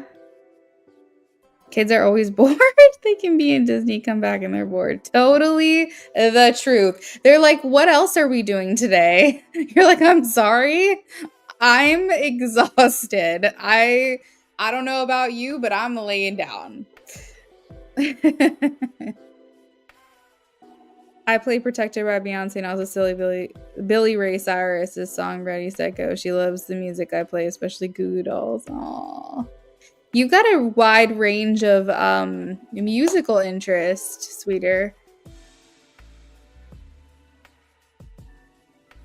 Oh, that's so cute. I love that for you. Um, so yeah, I mean, she wants you to be happy. She wants you to be calm, I think, more than anything. I don't know. I have the Knight of Swords here, and this is a picture of someone that's running, like running really fast. I don't really know what that message is, but like it's more about for your baby wanting more like gentle movements. So like don't do jumping jacks, don't run to the car to grab something out. Like do gentle movements, more like walking. Your baby's like don't shake me up. Like I don't want that. Um Gentle movements are okay. Yoga is fine. Tree pose, getting steps in, something like that. But I feel like your baby's like, but I also feel like your baby's like your ride or die too. So like that's also coming through with the Knight of Swords, which you'll experience more of that when she actually is born. But your baby feels like ride or die. Feels like you and me, mom, against the world.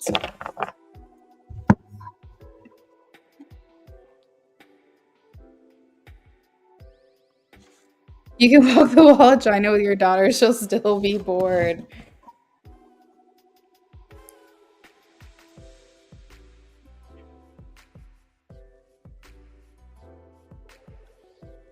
So you're so ready for your kid to do cartwheels and say some weird random stuff. Kids are so funny. Oh my god, I don't know.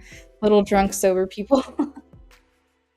Yeah, so my nephew, like I mean, my mom had kids when I was a lot older. So I'm the oldest of five, and the second youngest is 16 years younger than me, and then the youngest is 18 years. Like 18 years in like 1 month. So my mom was pregnant at my high school graduation. I was driving when she had my other brother.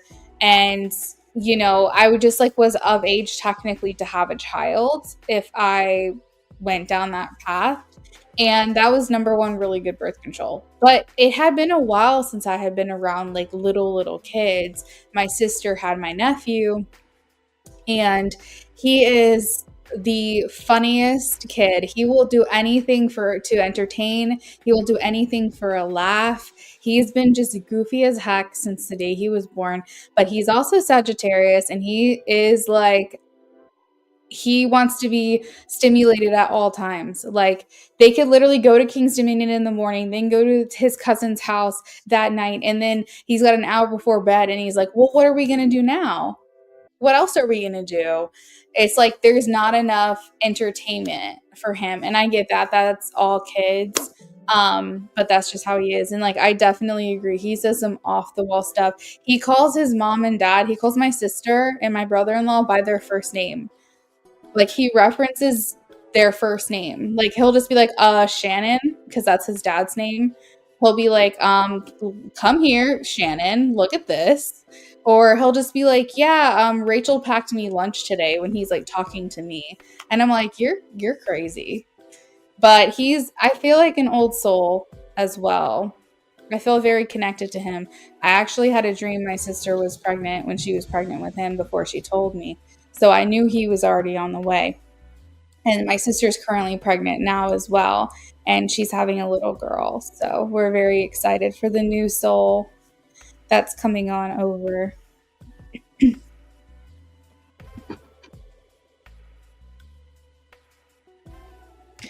So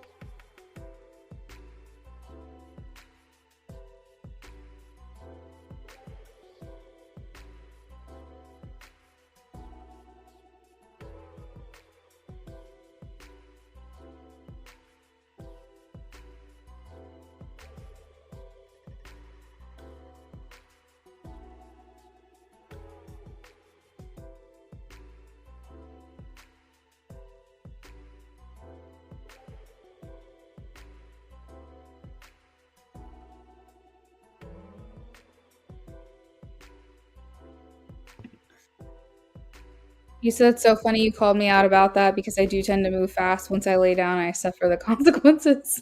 I try to apologize to her as much as possible. She's like, slow movements, mom. Oh, wait. Now I feel like I'm saying it wrong. Azariah? Azariah? Am I saying that right now?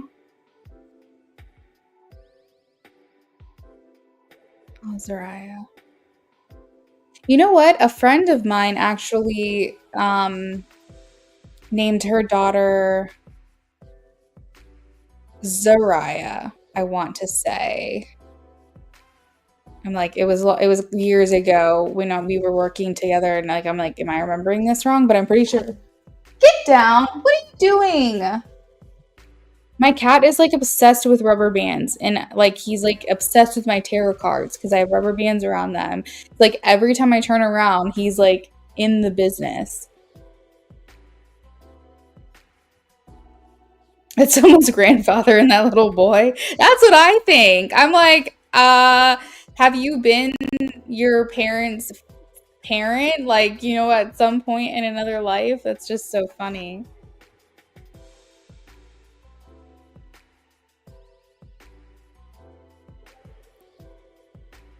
Thanks, girl. We're very excited. I'm so sorry. I feel like I'm pronouncing it, so I'm butchering this name. I'm usually really good at names. What did I say? Azariah, and then I said Azariah. Azariah? I don't know.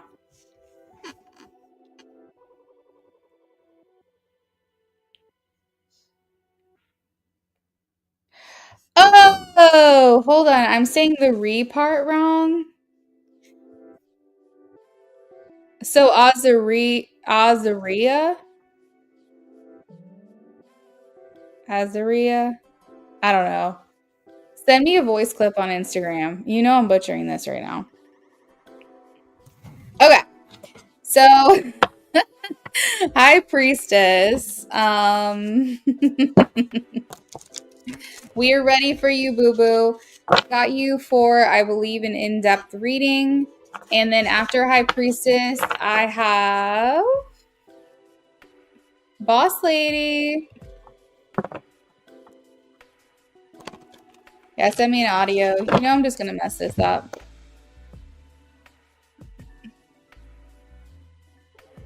Oh, it was Zarya. That's Zarya. Azaria? Am I saying it right now? Yes, because I believe Zarya, like I said, was the name of my... It just hit me. It just came to me. I figured it out.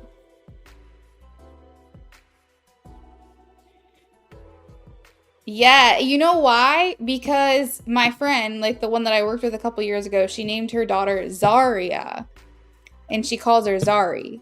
So I was thinking, wait, what did my friend say? Zarya? So now you just add an A in front of it, and now I understand it. I got it.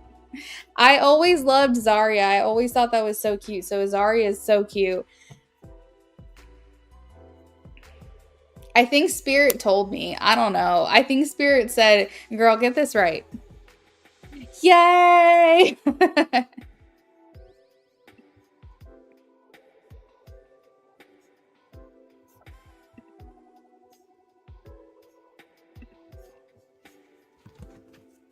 High Priestess.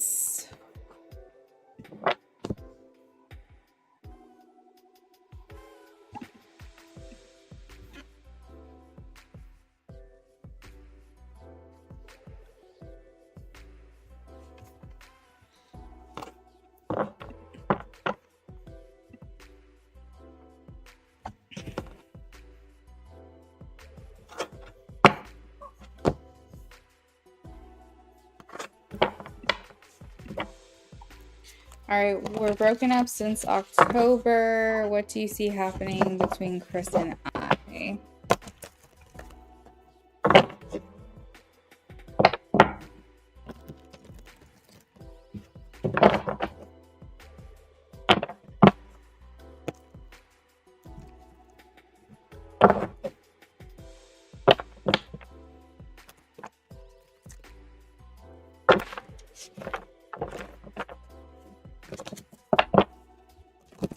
Middle names are the tough ones. They're usually the hardest ones. Because it's like, okay, I figured out a first name. Now what do I do with the second name? That's what I'm struggling with. I have too many names for a middle name if I have a girl at some point. And it's like I want to name my kid like 4 different middle names because I like them all and I can't choose. So that's my problem. What's happening between Chris and High Priestess, please? What's happening between Chris and High Priestess?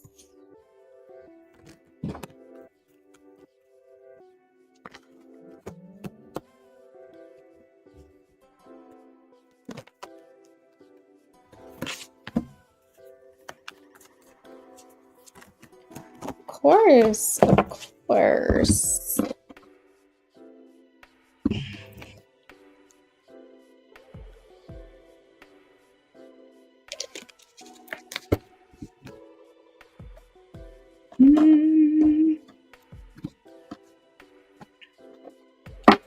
You know, you guys are still dealing with the fallout, High Priestess.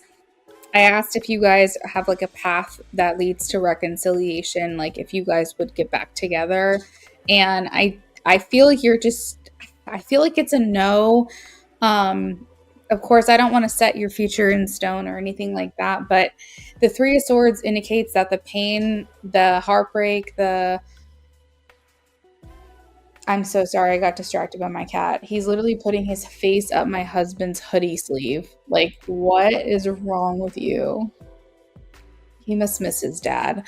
I feel like it's like you guys are still very much dealing with the fallout of the breakup. And I think that's I don't know. I see here with the Knight of Wands, and that's kind of like you guys are just off doing your own thing right now. And I just don't see a path that leads you guys back down the road together, at least at this time. It seems like you guys are still figuring things out. You know, Chris is still doing Chris's own thing, you know, and you're kind of doing your own thing as well. And it feels like whatever created the separation in the first place, there's still a lot that would need to be worked through. It's been some time, but I don't think it's been enough time. I don't really see you making advances towards him. I have the 7 of Wands. You're welcome, sweeter. I see you kind of, as I mentioned, you know, when I pulled this card earlier for someone else, you're kind of protecting your peace. You know, you're rising above the challenge or any negative feelings associated with this breakup, and you're just trying to overcome. You said it's been some time, but it hasn't. Like, we're needing to heal some things. Yeah, that's what it feels like, honestly. You know, and I don't think that either of you want to say, this is never, you know, you both are like, never say never, but I just don't feel like enough time has passed for you guys. Yeah, you would, yes, that is exactly the sentiment. If he were to come in now, it would still be the same. Not enough time has passed. You guys still have more work to do. And things would be imbalanced. 2 of Pentacles. I feel like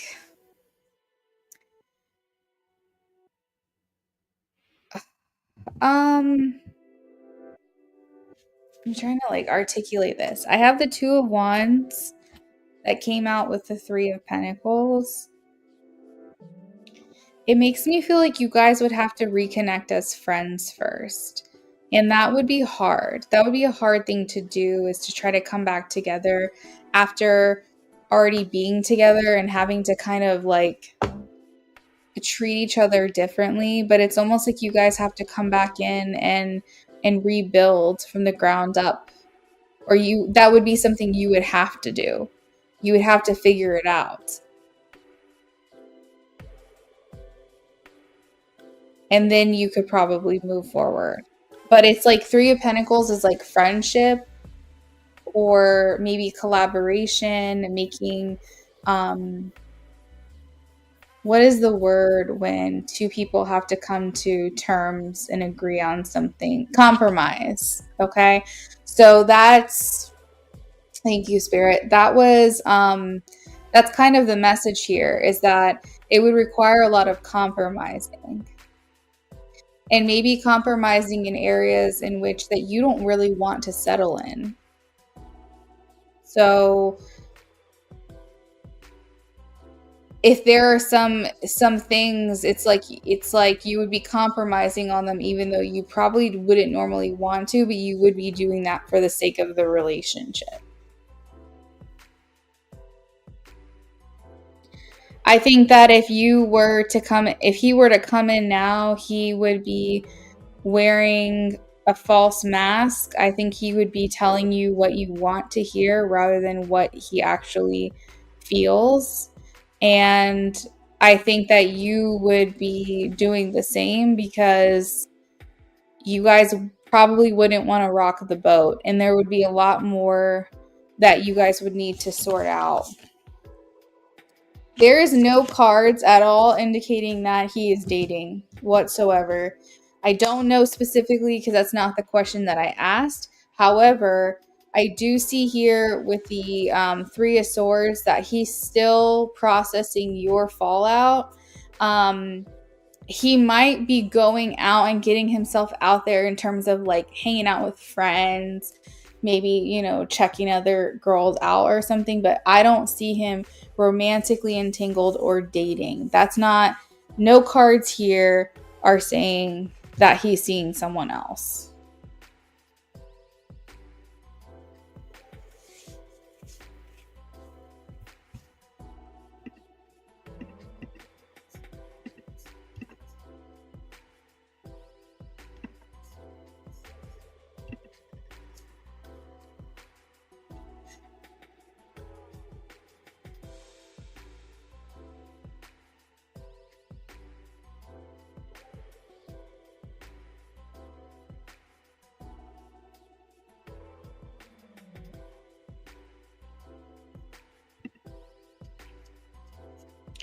That's your fear when the time comes, is seeing him dating someone else. That would be really hard to see.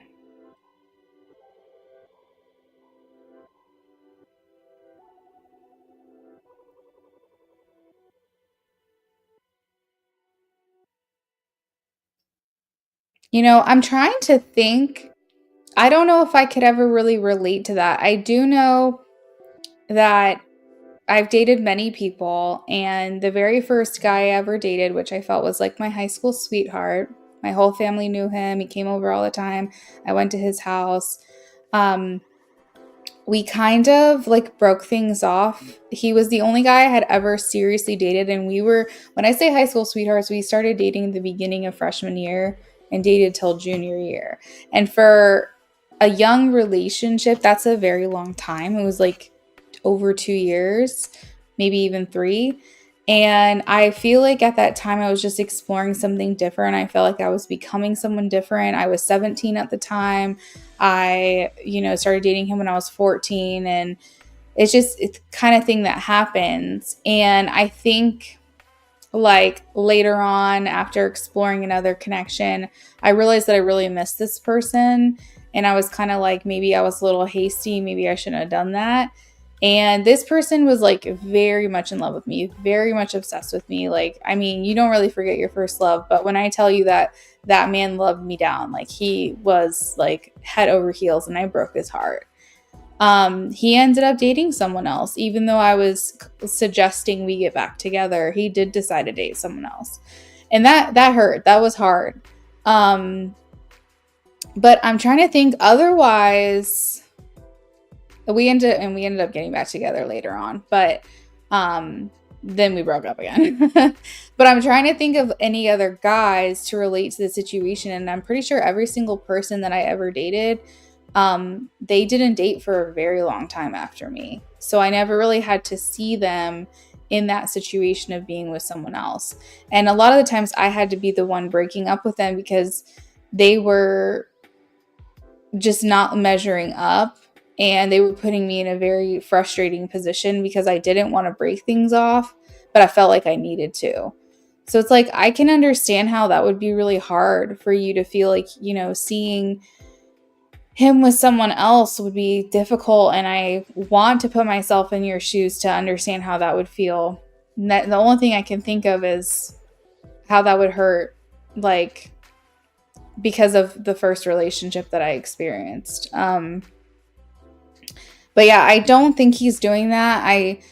I'm not getting any kind of cards. I'm not pulling anything like that right now that's talking about him seeing other people or dating other people. He might be like flirting. He might be checking other people out. But it's like, it's really not anything at all. I speak. Welcome in. How are you, friend?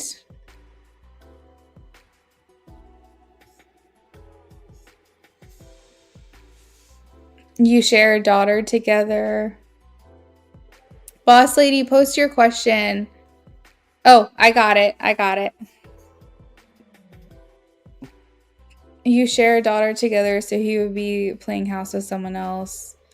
That's got to be really tough, High Priestess. Like, I don't even know how to even like start to navigate that situation, because it's hard for you on a personal level, but then it's also hard because it's like your daughter is involved, and it's like, what are you comfortable with, in regards to someone else's relationship with her, whether it's non-existent or it's submersive, like, or immersive, I mean.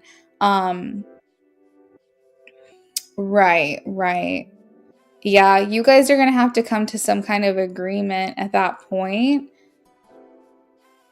I think it's something you would have to talk to him about in regards to her, and just be like, "Hey, just to be transparent, I'm not seeing anyone else. I don't know if you are. You don't have to tell me. And if you're not, that's cool. But if you do get to the point where you are going to be dating someone, I want you to have that conversation with me before you bring her around our daughter, because I want to feel like I'm a part of that decision, and just lay it on the line, because then he'll have to respect you, and then maybe you'll know, even though you don't want to know. Relaxing, that's awesome. I'm good. I'm hungry. I'm making some pasta tonight for dinner. It's a little late, I know, but we eat late because we work nights over here. I'm gonna do, I don't know if you guys have seen it, but it's like a viral sauce, basically. But you get a casserole dish and you put in cherry tomatoes or Roma tomatoes if that's all you have, and then in the center you put roasted, or you put garlic, and then you put a block of feta cheese, and then sprinkle it with seasoning, and you roast it in the oven, and then for like 20-30 minutes at 400, and then you squeeze out the garlic, and then you mix it up, and it becomes like a sauce. I don't know if you've seen that or not. But I'm going to do that for dinner, so I hope it's good. I meant to get chicken from the store the other day. Completely forgot, so it's going to be vegetarian, but that's fine.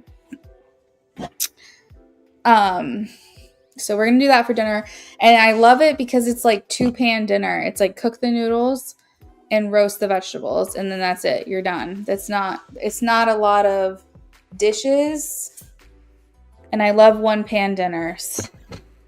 So I'm looking forward to that. Also seems like really easy to make, so I love that as well.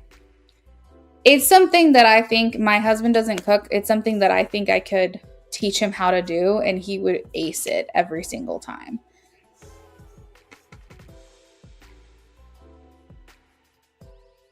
You said laugh my ass off. Exactly. I don't want to know.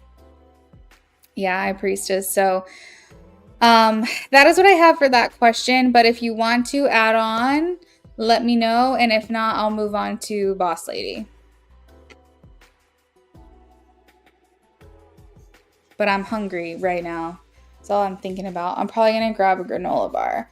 I have to work out and shower.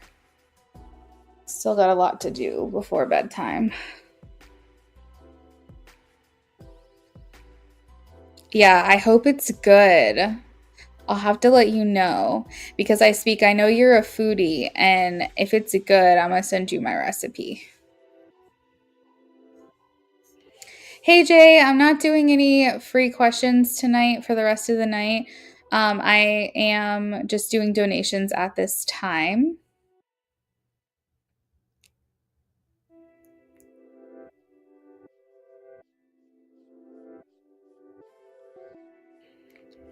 You made salmon patties tonight with brown rice and beans and sriracha. Did you use my sister likes doing that, but she likes doing like the little seaweed wraps, so she gets like little seaweed bites. She makes like a poke bowl. I think that's what it's called. That sounds good though.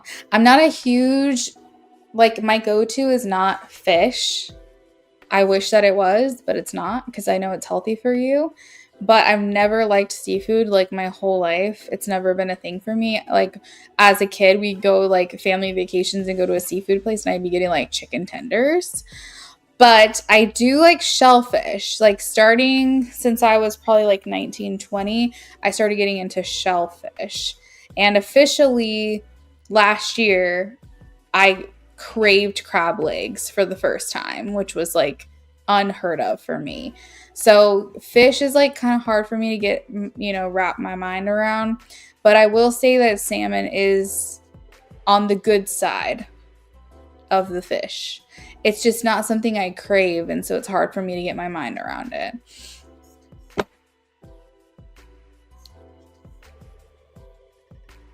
Hi, Priestess. So you donated for an in-depth reading, so if you want to do 4, we can make it a BOGO.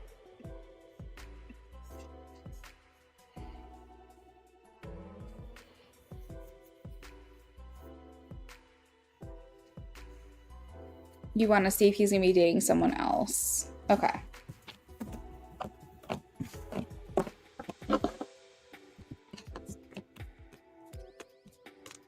I will send it to you, I speak.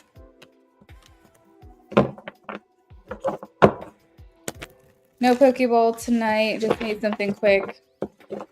It sounds good. Like ideally, like in theory, like I would probably salivate. Like if you sent me a picture, I'd be like, oh my God, that looks so good. Because I do like Asian style food as well.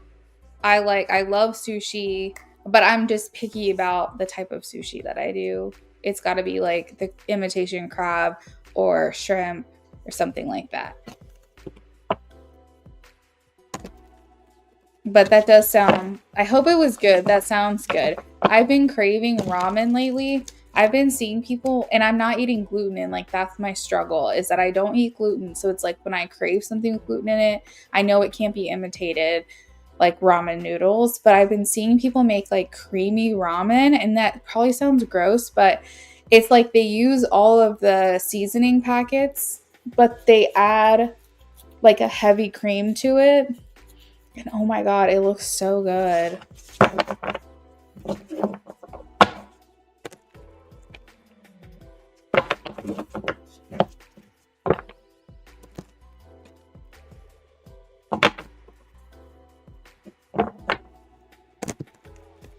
All right, let's take a look here.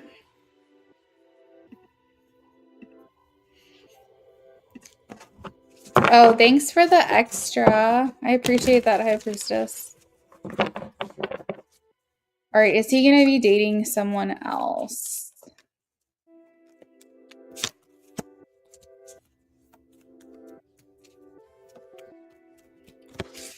Is he going to be dating someone else? No.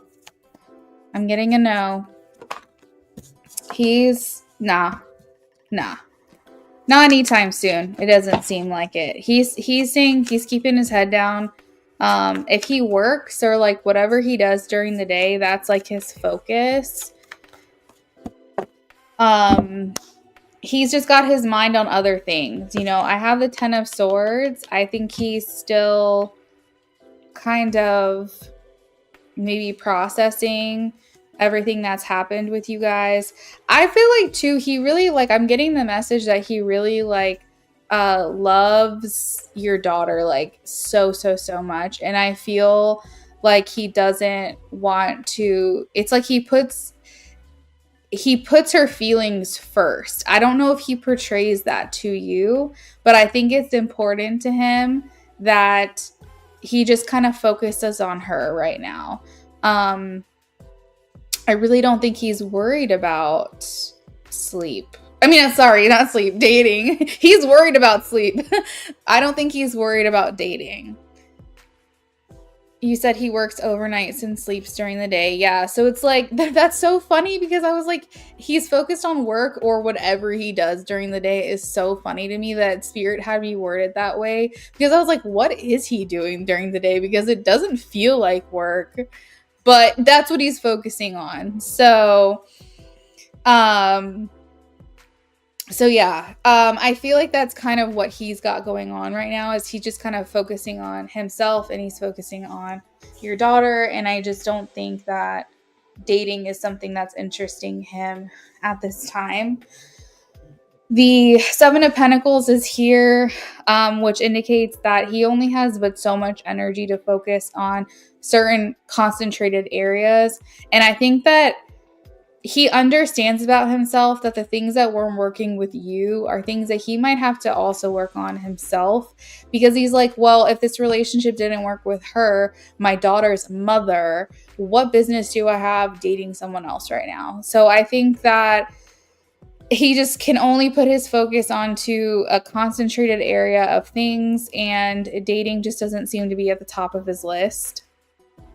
And I feel like if he does get to that point, he's going to take it very, very, very slow with the 7 of Pentacles. I think that he hopes for love in the future. I think he hopes for that. I think that's something that does interest him, whether it's with you or someone else. He's not putting a picture to that. He's just saying, I want love. I want love in the future. But I just have too many things going on right now to worry about that. Does that answer your question?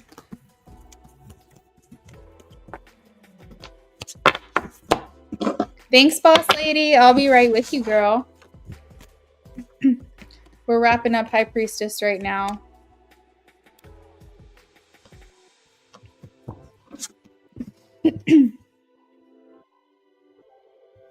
Oh, working overnights. I can relate to that because I do a similar thing myself. My husband's not fully overnight, but he goes in like at the end of the day and he gets home in the middle of the night. So I try to stick with his schedule and I can understand to sleep during the day, how exhausting that is. And not only that, but your schedule is not the same as anyone else's. So he's probably thinking like, how am I going to date? Like I work overnight and I sleep during the day. Like who the fuck wants to date me with that? And, you know, the other thing is too, is you get less sunlight that can kind of give you lower energy. And it's like, maybe I just feel like he just doesn't have, I don't know. He just doesn't have it in him right now to make that a priority for himself. Hi, Speaky said, thank you. It was yummy. That sounds interesting. I need to check it out. The creamy ramen. Yeah, I mean, it sounds, I don't like that word. I don't like the word creamy, but it looks so good. It's obviously, that's for like indulgence. Because like if I was feeling unwell, I would just make regular ramen because I would make it homemade. I'd get like the noodles from the store. I would make my own broth. I'd add in, you know, boiled egg, whatever. And I would want the broth specifically if I wasn't feeling well. However, the creamy ramen looks like more indulgent. It looks more like if you want something a little bit over the top and you're not necessarily doing it for the nutritional value.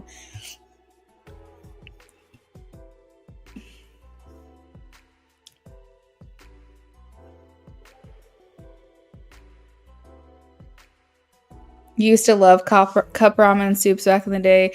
Yeah, I like cup ramen as well. But I don't touch it. I don't eat fast food.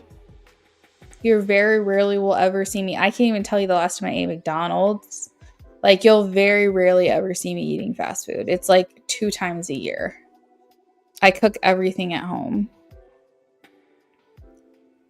And I don't eat like processed box stuff. I don't do, if I'm going to eat like a hamburger helper style, for example, I just make it homemade. I use my own seasonings. I shred my own cheese. I make it as like healthy as I can because I just try to avoid anything processed as much as possible. But that's just me. That's like my personal style. I already have a hard enough time with my body as it is in my health. So it's like the least I can do is get, I mean, I'm decent at cooking, so it's like I might as well.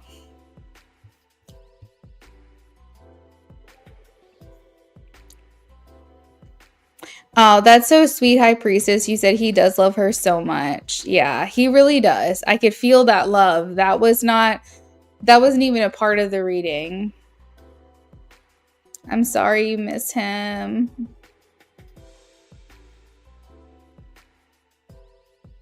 Oh, thanks, sweeter. You want your family back, but there's a lot you need to work through. A lot of past betrayal put a huge dent in your connection. Ugh, that's awful. I'm so sorry. You're welcome, High Priestess.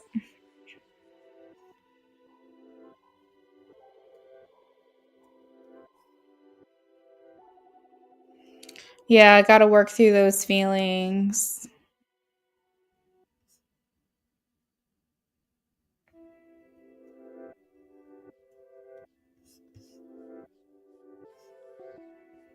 You're very welcome. Thank you, High Priestess. Thanks for stopping in.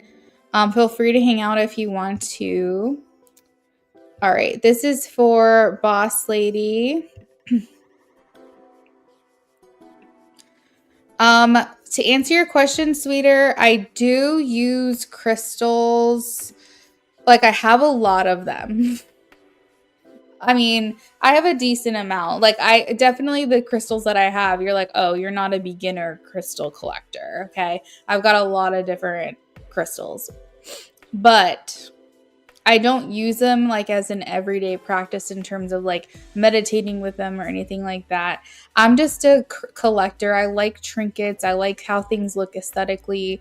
I like having them, that if I feel like I need to borrow some of that really good energy, that I can. When I was on camera doing lives, I liked having them as an aesthetic, as a part of like my readings.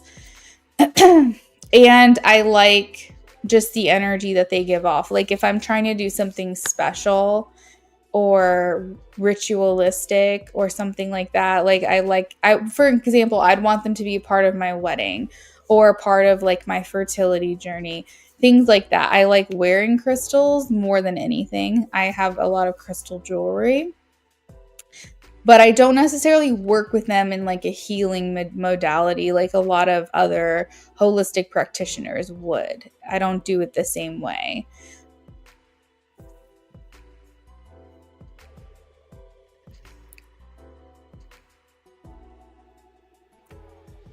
Yeah, I agree with that for sure.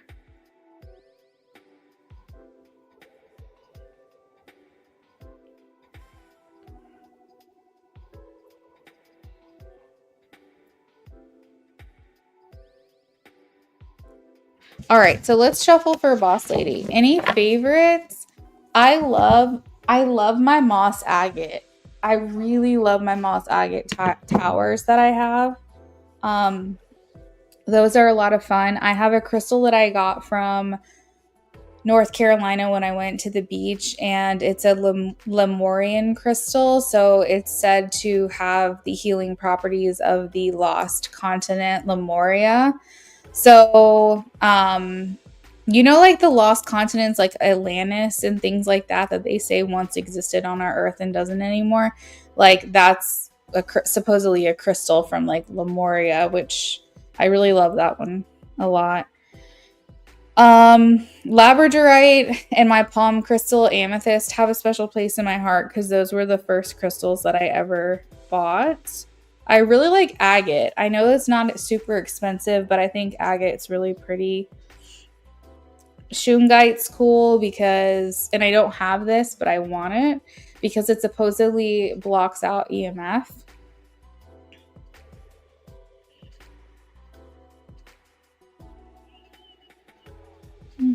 I have crystals in my purse. I have an angel aura quartz, which I really like. It's an angel aura quartz tower.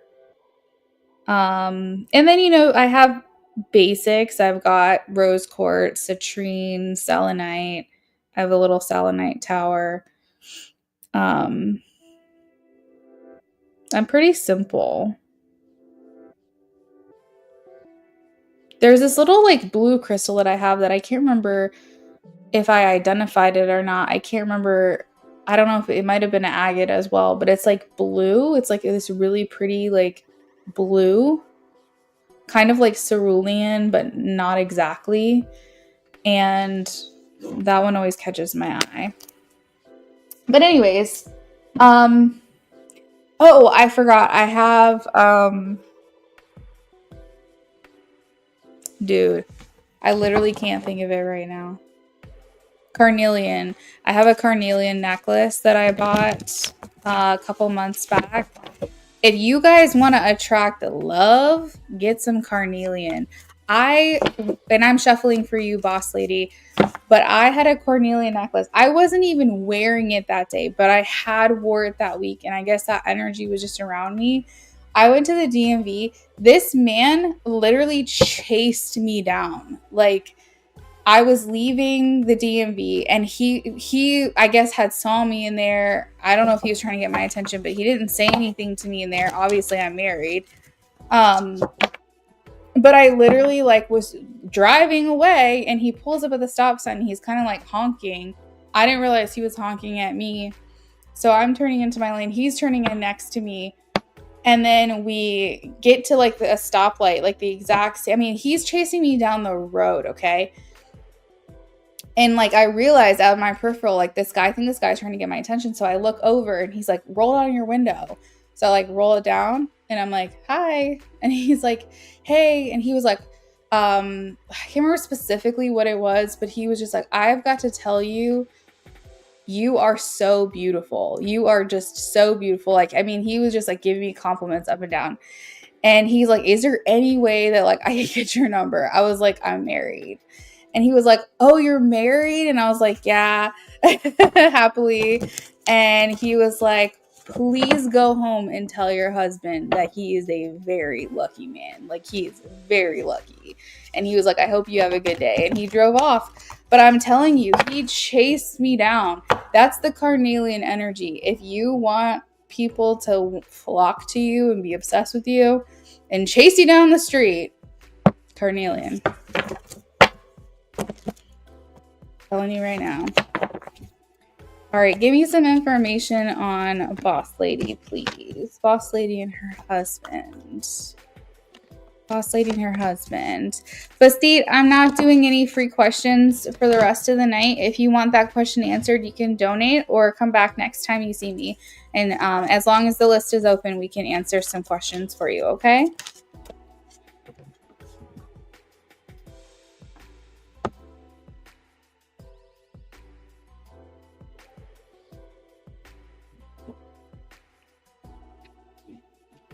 Do you guys have any favorite crystals?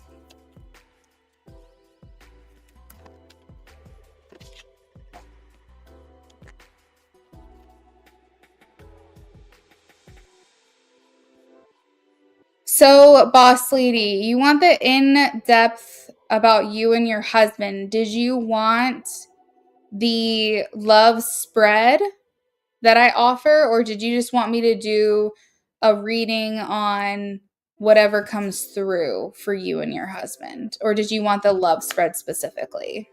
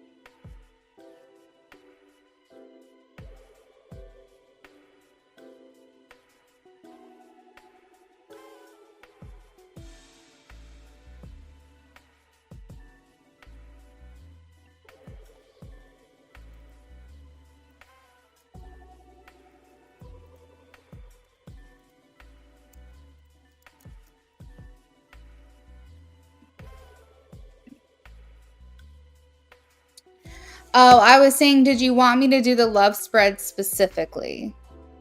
Or did you want me to do like an open-ended, whatever spirit has to say, let that come through?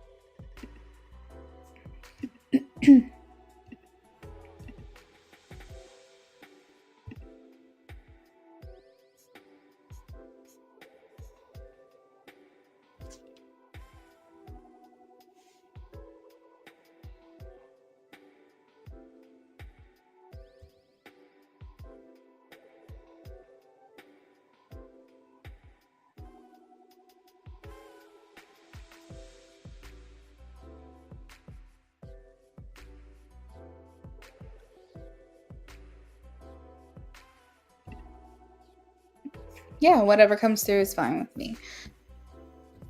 All right.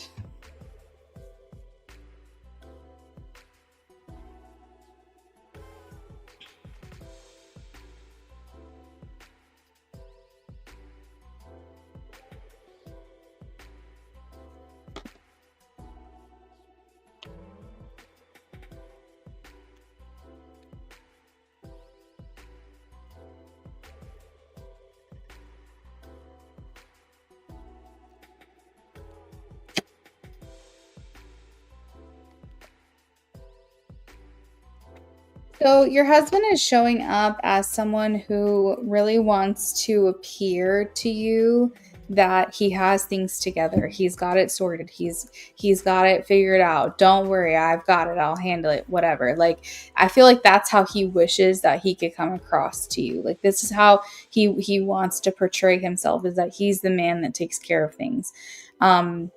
Maybe that can negatively affect your connection because maybe he withholds things from you, or like he doesn't tell you the full story because he doesn't want to like hurt your feelings. So for example, we're going to go back to what we've talked about in the past. So you have a mother-in-law that's overbearing and toxic and complicated for your connection.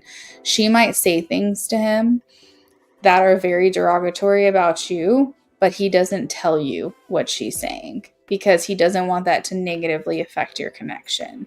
So there are some things that he might hold back or refrain from telling you because he doesn't want to disappoint you.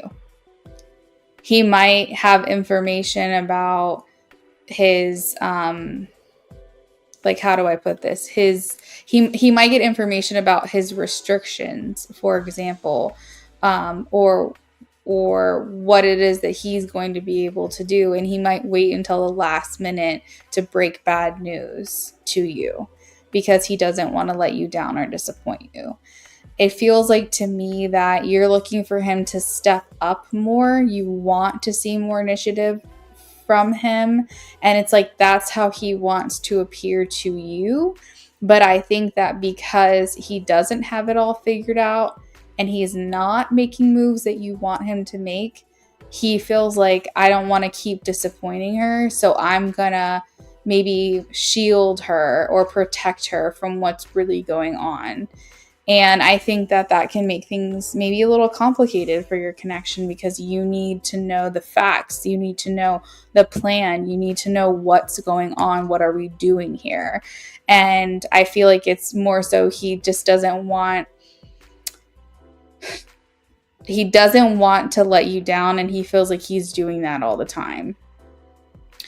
Do you view him as someone who wants to keep things lighthearted? Like when you guys are communicating, like however you communicate? Do you feel like he's like, I don't want to talk about the problems, let's just enjoy the moment? Do you feel like he's that kind of person?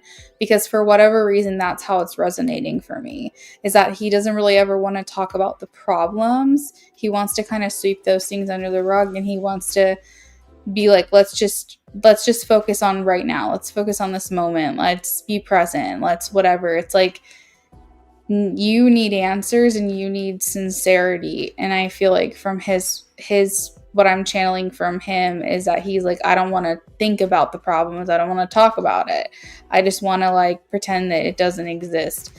It's almost like an avoidant or like non-confrontational strategy that he has, or something along those lines. He has a lot of care for you, he has a lot of passion for you, and a lot of attraction for you. And again, you are his wife. Like, that's how you're coming through for him. We have the family card, the 10 of Pentacles. He sees, that you're it for him, or like that's how he views you. So his perspective is that that's my wife. I feel like he understands. Like, I feel like he maybe feels like he's constantly putting out a lot of fires. Like, I feel like he wants to, like he just wants to pretend that all of these issues just aren't existing. And I think that might be leaving you to feel like you don't have a partner in this. Maybe making you feel like you feel like it's all on your shoulders, because if he's not going to do his part, then it's all on me to figure it out. And that might be kind of hard for you. And I feel like you just need a break. Like, you just want to be able to know that he's going to take care of things. That he's going to sort it out.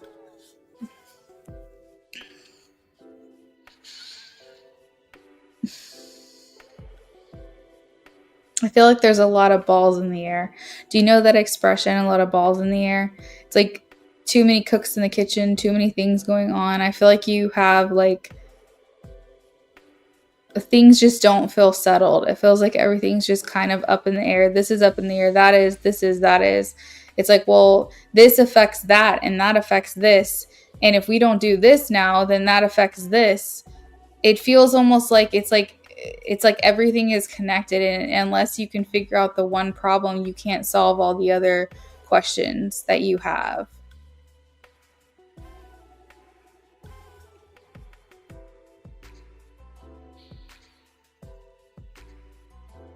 Is this resonating for you, boss lady?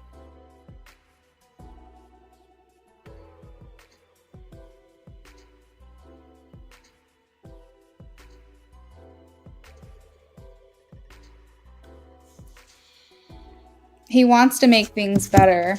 Maybe you don't know this, but I have the Eight of Pentacles, and this indicates that he is doing his best, whatever the capacity is for him, to try to solve these problems for you. He thinks in his perspective that he is working on this, because the Eight of Pentacles talks about working.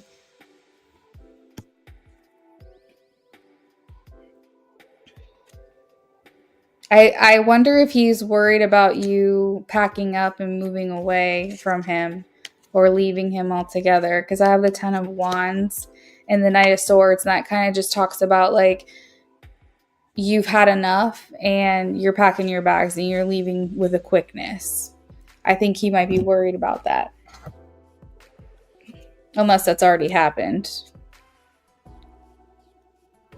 I feel like you're guided by your intuition to make a decision, because you kind of feel like at this point, I have to just do what I feel is best for me. But I think you really want this to work out. I think he sees you like family, and I think you do too. 10 of Cups. This is something that's a dream for you, and you want more than anything for this to work.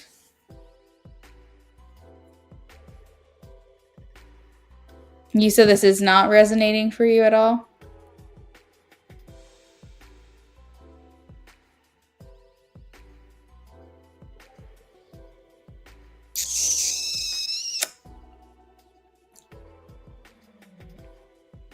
Oh, it is. Okay, perfect.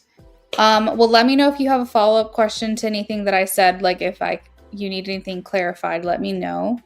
But that is what I've got. I feel like in conclusion, he's doing what he thinks is best to try to work on things. So if you want to know, like, is he doing anything? Like, does he want to change? He thinks he is. He thinks he's working on things. His perspective is, I'm trying. Eight of Pentacles. So hopefully at least you know he's trying to take some kind of initiative. Because like I said, he wants to come across to you as someone who's got it together, who's got it all figured out. He can say, hun, don't worry. Like, I've got this. Like, you just relax. Like, I will take care of it.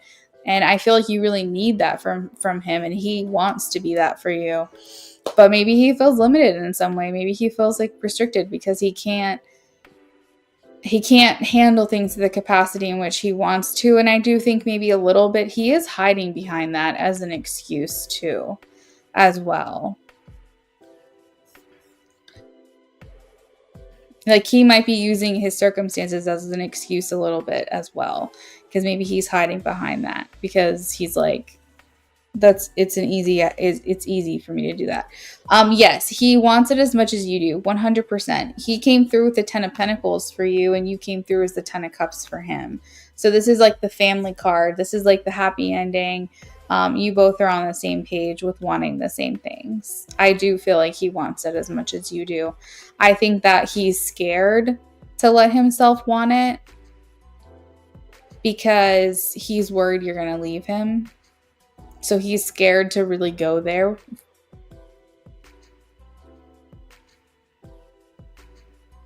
Exactly, boss lady. Exactly.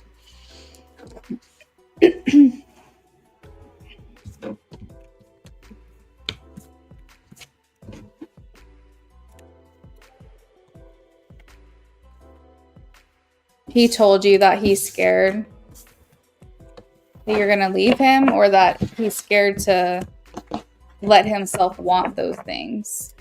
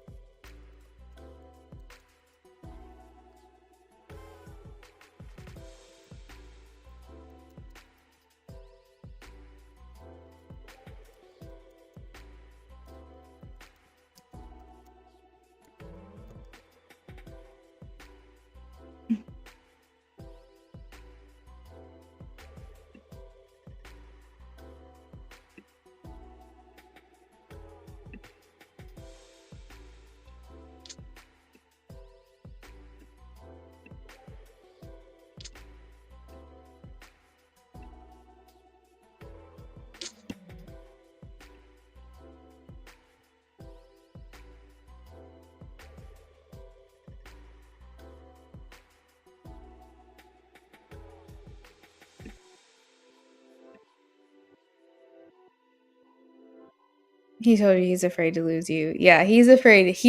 I think what he's really, I'm going to tell you his real fear before I wrap this up. He is actually afraid you're going to ghost him. Like he's afraid that you're going to pack your bags and you're going to leave and he is never going to hear from you again. That is his actual fear. It's not you breaking up with him or anything like that. It's like you just disappearing off the face of the earth because you can't deal with this anymore.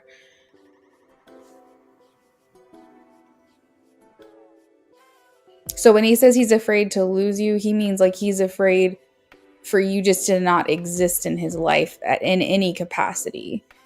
That's what he's afraid of.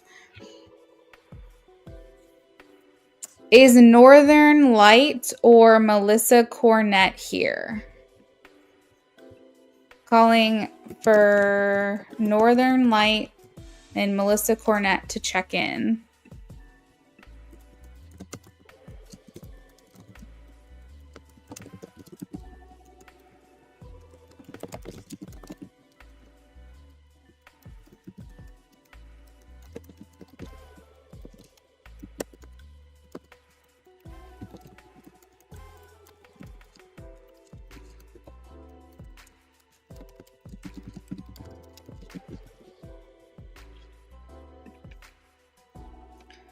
So that would only happen if he doesn't put his mother in her place.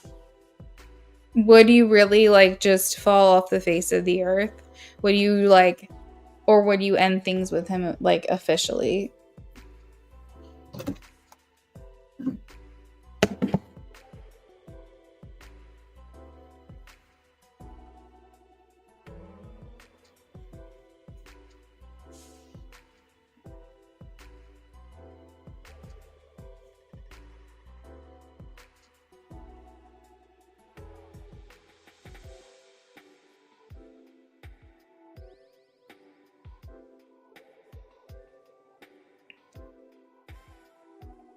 Yeah, you'd break up with him. But at least he would know that, even though I think that's also his fear. I think his biggest fear is like you ghosting him altogether and like him just not hearing from you again.